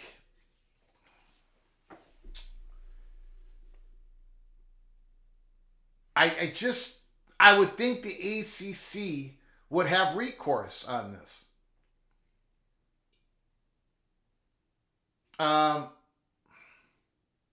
Because the ESPN has the distribution license, the distribution rights to the ACC content. So much content provided, so much money going back the other way. Call from Jim Reese. Jim Reese, can you just hold 1 second? Yes, buddy. I appreciate it. So, to me, ESPN would not be allowed to do this unless the ACC allowed it to do it. And why would Jim Phillips allow to do this? Well, I mean, there's schools, most of the schools would not want this to happen in the ACC. The votes wouldn't be there. Again, I'm definitely going to watch the program of yesterday, 365 Sports. It's interesting. And, maybe ESPN has the rights to, I don't know. It sounds a little bit wobbly to me. I'll put it that way. But I'm definitely going to watch it. I'm going to learn from it, and I'll do a deep dive on it tomorrow. Jim Reese, thank you for your patience so very much, sir. The floor is yours. Hey, Greg, how you doing, buddy? Doing good. So I had the opportunity this weekend to go to the Army-Navy game up in Massachusetts, and it's a great environment. So anybody on your show that has an opportunity to go see the Army-Navy game ever, you ought to take advantage of it. I saw your tweet on Saturday, go Army, and obviously I'm go Navy because I'm a Marine Corps. Yes, sir. But my brother's nephew was a wide receiver for Navy, and he had like 6 catches for 74 yards and a touchdown in the game. But it was a great environment to be at, and really enjoyed it. Then I drove all the way back to Maryland to go to the Ravens game on Sunday, which went to overtime with the Rams. So a really busy weekend for me. Yeah, a lot of football. Absolutely. But as far as UNC goes, that's going to be interesting tomorrow, whoever they announce as their interim. It's going to make a big difference on which direction they head. But hopefully it's somebody that leans more towards the Big Ten, because they would be a great fit in the Big Ten, as well as Florida State and Clemson. So I look forward to seeing what happens, how that plays out, and how your PATC Theater lays it out in the future. So thanks, buddy. Yeah, you got it. I appreciate it. Appreciate your service again, sir. And I appreciate you do, Greg, and I appreciate your dad's service as well. So go Army. Army won. It was a tough. They did. It could have gone either way at the end there. I said on Twitter during the. I'm glad I made a decision not to do a watch party on the game and I'm glad I didn't, because that was the toughest Army-Navy game I've ever watched, because especially over the last 5 or 6 years, we watched it together. And, of course, he's not here to do that. So I would have struggled immensely. And, of course, we got my dad's ashes up over the fireplace. And we got the American flag, which he got at the time of. We did not bury the ashes yet, but Fort Snelling gave us the American flag, and that will go with them at some point. But I'm glad I did not do that game, because that was pretty emotional.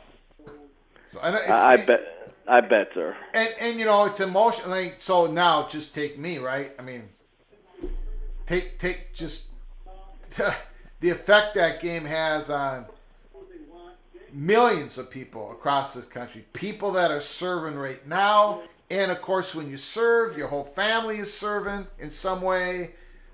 It's quite the game. It's quite the event. Very important. I'm glad it gets so much publicity. And again, Jim, thank you so much for all that you do for our country.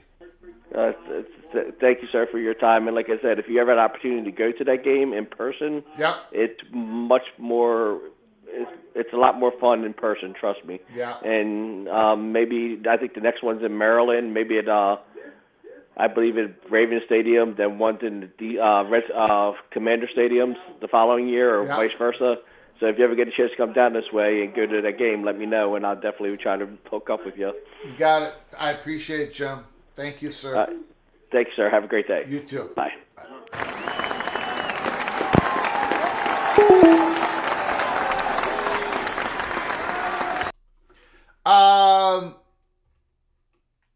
Thank you, Jim. Great phone call.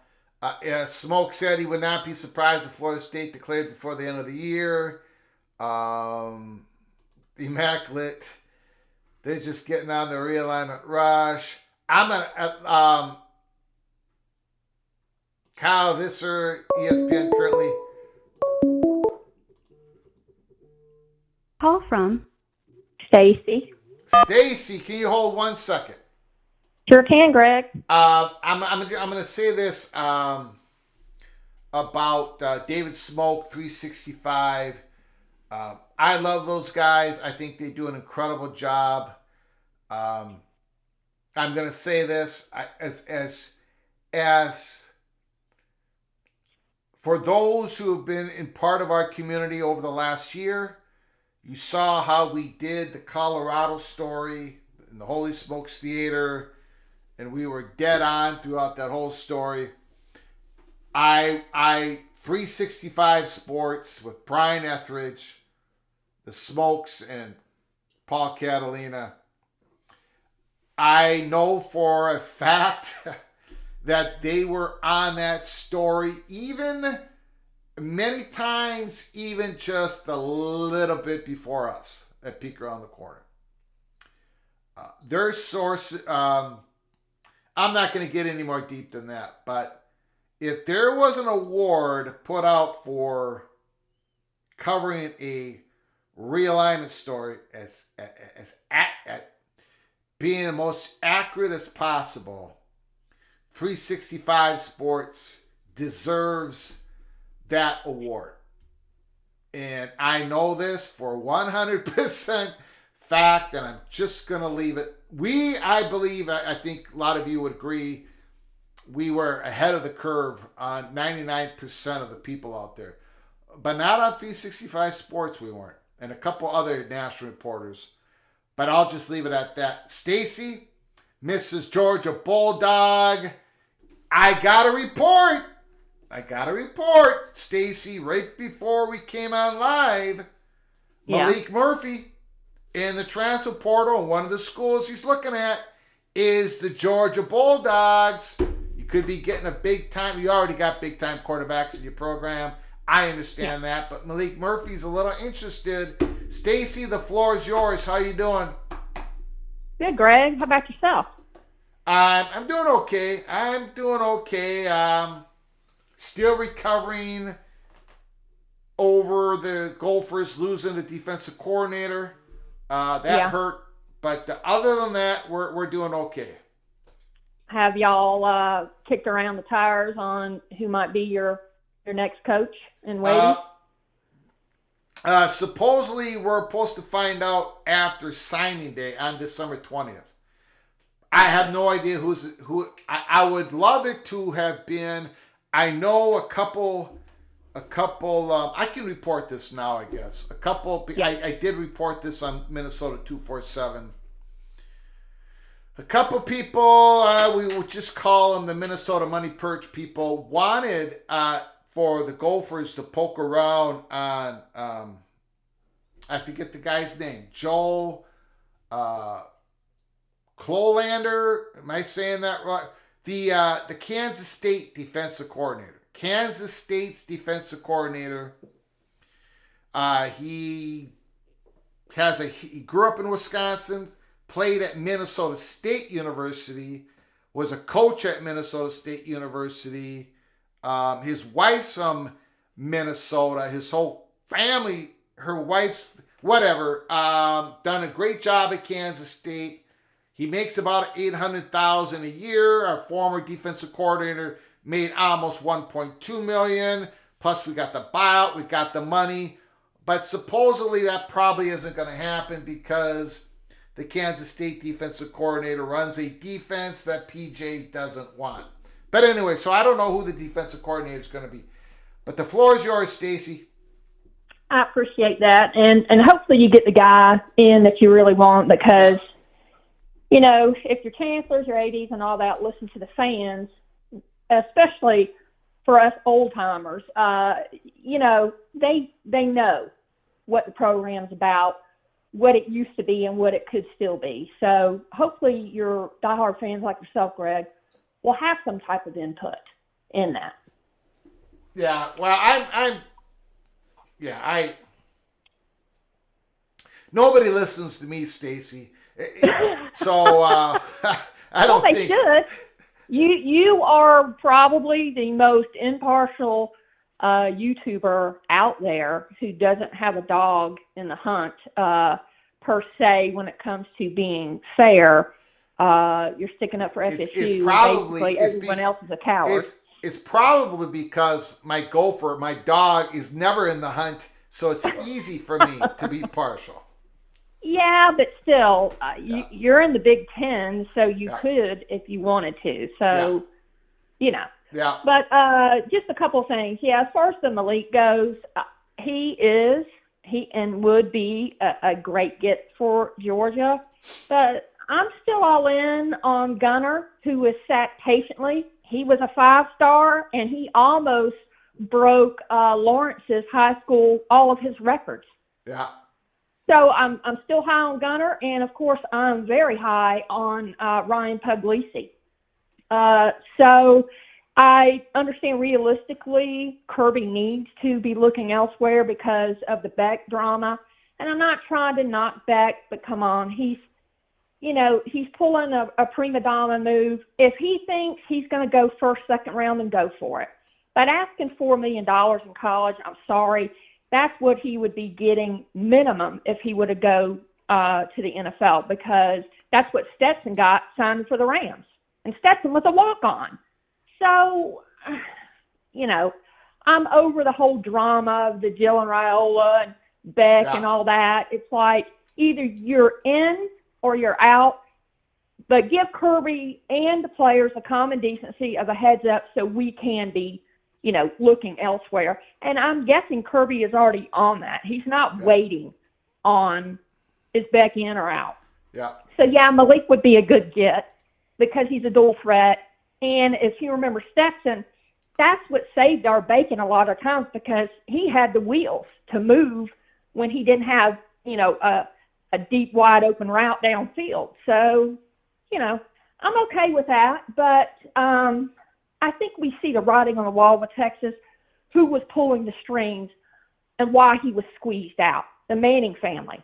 Their name carries weight. I don't care what conference you're in.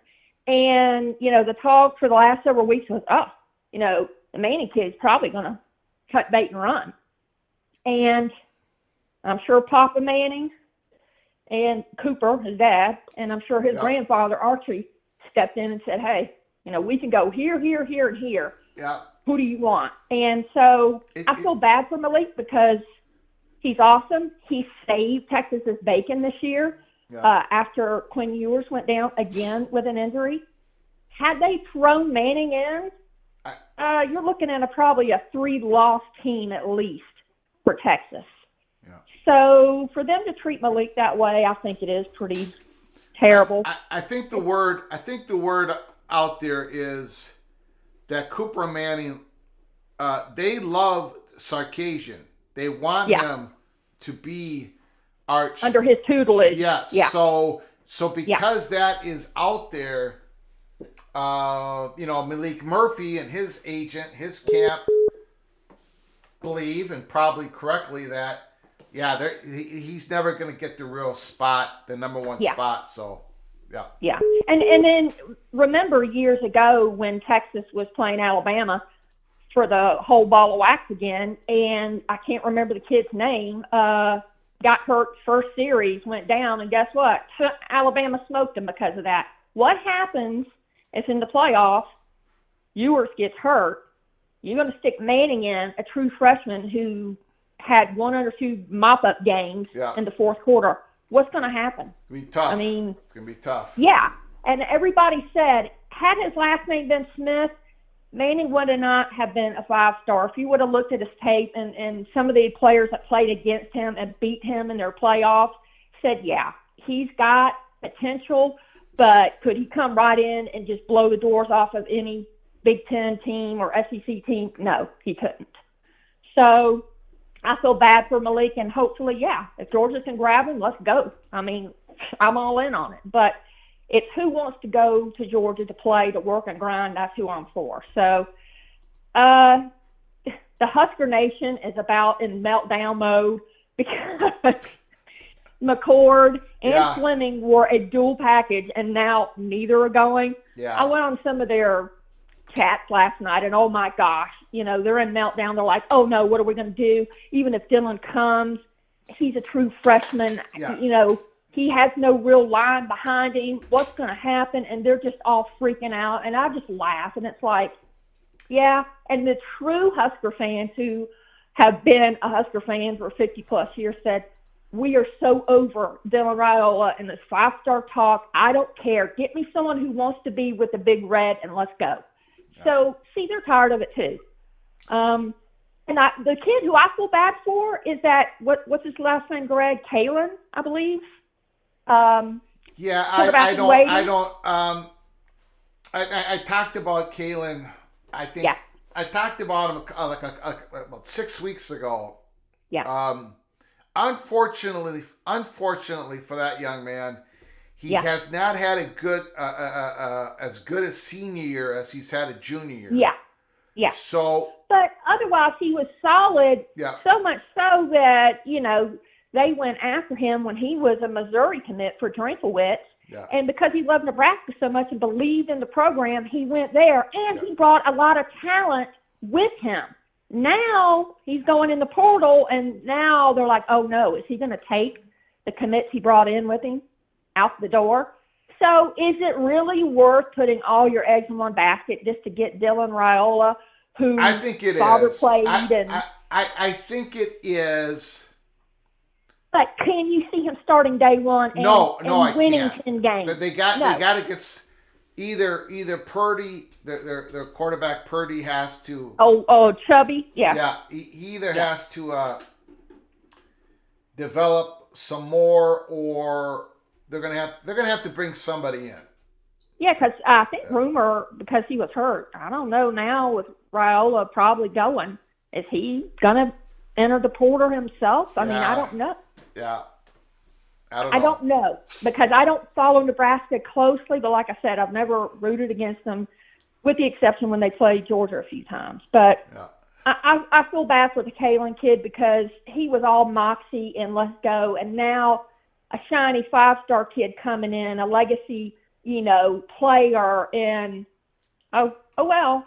So there is no loyalty like we were talking about before, Greg, anymore. It's who's throwing the most money at you, so you're buying their loyalty, and that always usually ends in disaster. And even if he goes there, like some of the Husker fans were saying on their chat line last night, who's to say next year for 2025 he doesn't hop on the train and go to some other university? So, yeah, I'm over that. Wanted to get your thoughts on the Kirk Herbstreit meltdown. I love it. I never was a Kirk Herbstreit fan. I know some out there, oh, my gosh, especially the young women. He's so cute, blah, blah, blah. He was an average quarterback at best. Georgia beat him when we weren't even supposed to. He never beat Michigan. And when he hopped on the ESPN train, he now became the talking head for SEC schools, even against Ohio State. And he's supposed to be, impartial. But look at Lee Corso. And at the time, Craig James, glad that man's gone, was a talking head for SMU in his conference. So he all of a sudden became anti-Ohio State and was pushing, the SEC train. And so I guess somebody yesterday responded to him on his Twitter when he took a picture of his, I believe it's a golden retriever, Ben, flying on a private plane. And someone said, hey, Kirk, how about the narrative you were pushing 4 weeks before the committee voted to keep FSU out about how FSU deserves to be in? Kirk Herbstreit responded and just had a meltdown, went on a long soliloquy, just went off in bold letters saying FSU without, their quarterback is nothing. And Alabama, all in bold letters, is better than y'all. Get over it. If you hate it so much, then lobby to get your team out of the conference and change the committee's mind, blah, blah, blah. And then he went on another rant, and I was like, holy cow, so everybody is roasting him now. He looks like a complete fool that he let, some of these trolls out there get the better of him, and he just went off. He had a complete meltdown. I just want to know what your take is on that. My take is I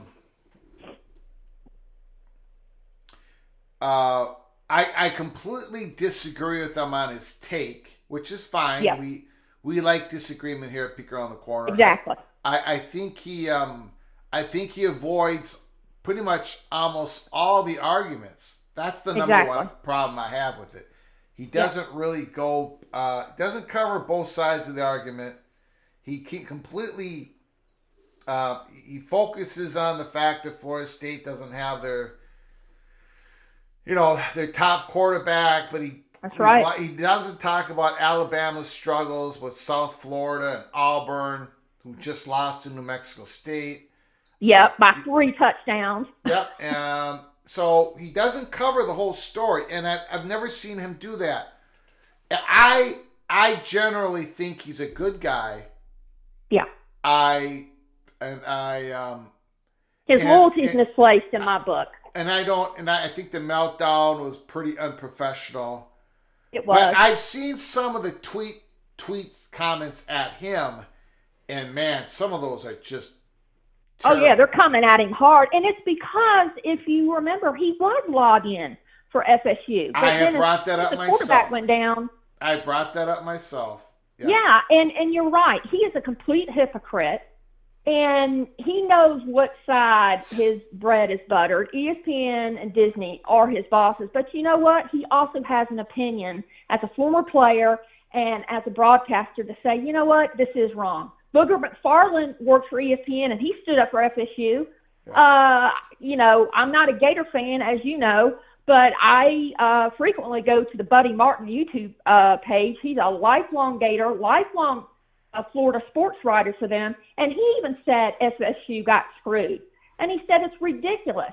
And so he had on a sports writer by the name of David Moulton, who also is a lifelong sports writer, and he went off on Herb Street. He said, does anybody remember 17 years ago when it came down in the BCS between putting Michigan back in for the rematch to Ohio State or sliding Florida in? This was back in 2006 with the Urban Meyer team. And how he went and was pounding his fist saying, it's wrong, it's wrong. It's for you people out there voting, saying you don't want to see a rematch between Ohio State and Michigan. You can't let your feelings get involved. Put the two best teams in.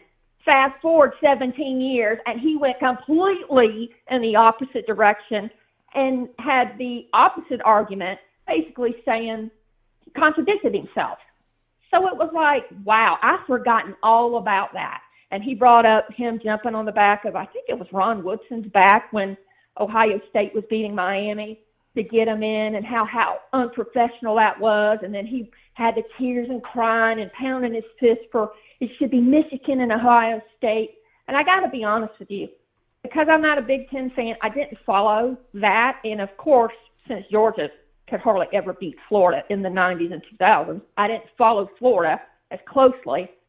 So I didn't care who they slid in, but apparently he did, and he went off. And I was like, oh, I guess I'd forgotten about that. So do you remember that period, Greg? Because you're a Big Ten guy. You followed it more closely. I kind of don't remember that. What exact period, Big Ten? 17 years ago, so I guess it would have been in the 2006 in the BCS era. And it was between sliding Michigan in as the number 2 team to rematch that year against Ohio State when Ohio State beat them, I believe it was, against Florida. Yeah, and they slid Florida in as the number 2 team, and Ohio State was number 1. So maybe some diehard Ohio State Michigan fans can clue me in, but he brought that up, and basically he went off. And you can watch it. It was on last night if anybody's interested in looking at Buddy Martin on YouTube. Okay. He went off and he basically told Kirk Herbstreit, you're a hypocrite. He said, suck it up, big boy. And He said, you're a you-know-what. He didn't say the word, but he's like filling the expletive there. Yeah. So he was at least lobbying for FSU. So see, if Gator fans and Georgia fans alike, Big Ten fans can see the hypocrisy in it. I don't understand why people like Herbstreit and Stephen A. Smith and Reese Davis and all their talking heads can't see it. So I think it's a shame that Herbstreit, got goaded into going off. He should have been more professional, like you said. Yes, he has his own opinion. But for him to outright say in big bold letters, Alabama is an outright better team. I think maybe he was. I think we'll finish this call up, Stacy. But I think maybe he was trolling people when he did that. Look, he shouldn't have done that. But he could have been. But generally, I think he's a good. Generally, I think he's a good guy. I disagree on his call here. Me too. But and I'll finish it up because I'm long-winded today. But JD, I don't have any issue with your rebuttal, but as far as Vince Dooley and the late, great Larry Munson, as Georgia fans, we all tuned in. I'm not really sure following your narrative because Jim Donnan has his own show, Hooked with UGA, called Watch Along with Jim Donnan, and he tells behind the scenes. He was never afraid to face FSU. As a matter of fact, I felt bad, but he was always trolling the teams back in the 90s. When at the last second for the win, they always choked, either wide right or wide left against Miami. So Donnan tells it like it is. He tells behind the scenes about him and Spurrier's conversations and this and that. So if he wants to tune into Jim Donnan, he coached under Barry Switzer for years and years and years out at Oklahoma, won it all at Marshall. Trust me, he's a character that isn't afraid. So I'll just say that at the end of the day. But I appreciate your show, Greg, and I hope your Badgers find the coordinator you really want. Gophers, not Badgers. For a good game. Gophers, not Badgers. Sorry. Yeah. Badgers are evil. Gophers are good. Okay. No, I had them on my mind because Tyler Van Dyke went there, and trust me, he's not going to do anything for the Badgers. That's what I meant to say. Yeah. But yeah, I hope that Minnesota does find a good guy and you get back to prominence. Thank you. You deserve Stacey. it. Your Great fans call. deserve it. FSU and Georgia, looking forward to it. Hope it doesn't turn into another 2018 when Georgia was dejected about not getting in. They faced Texas. We lost to them by 7. I hope Georgia shows up to win. Hope it's a good game. And all I can say is go Dogs. Thanks, Greg. Have a good night. Beautiful. Thank you, Stacey.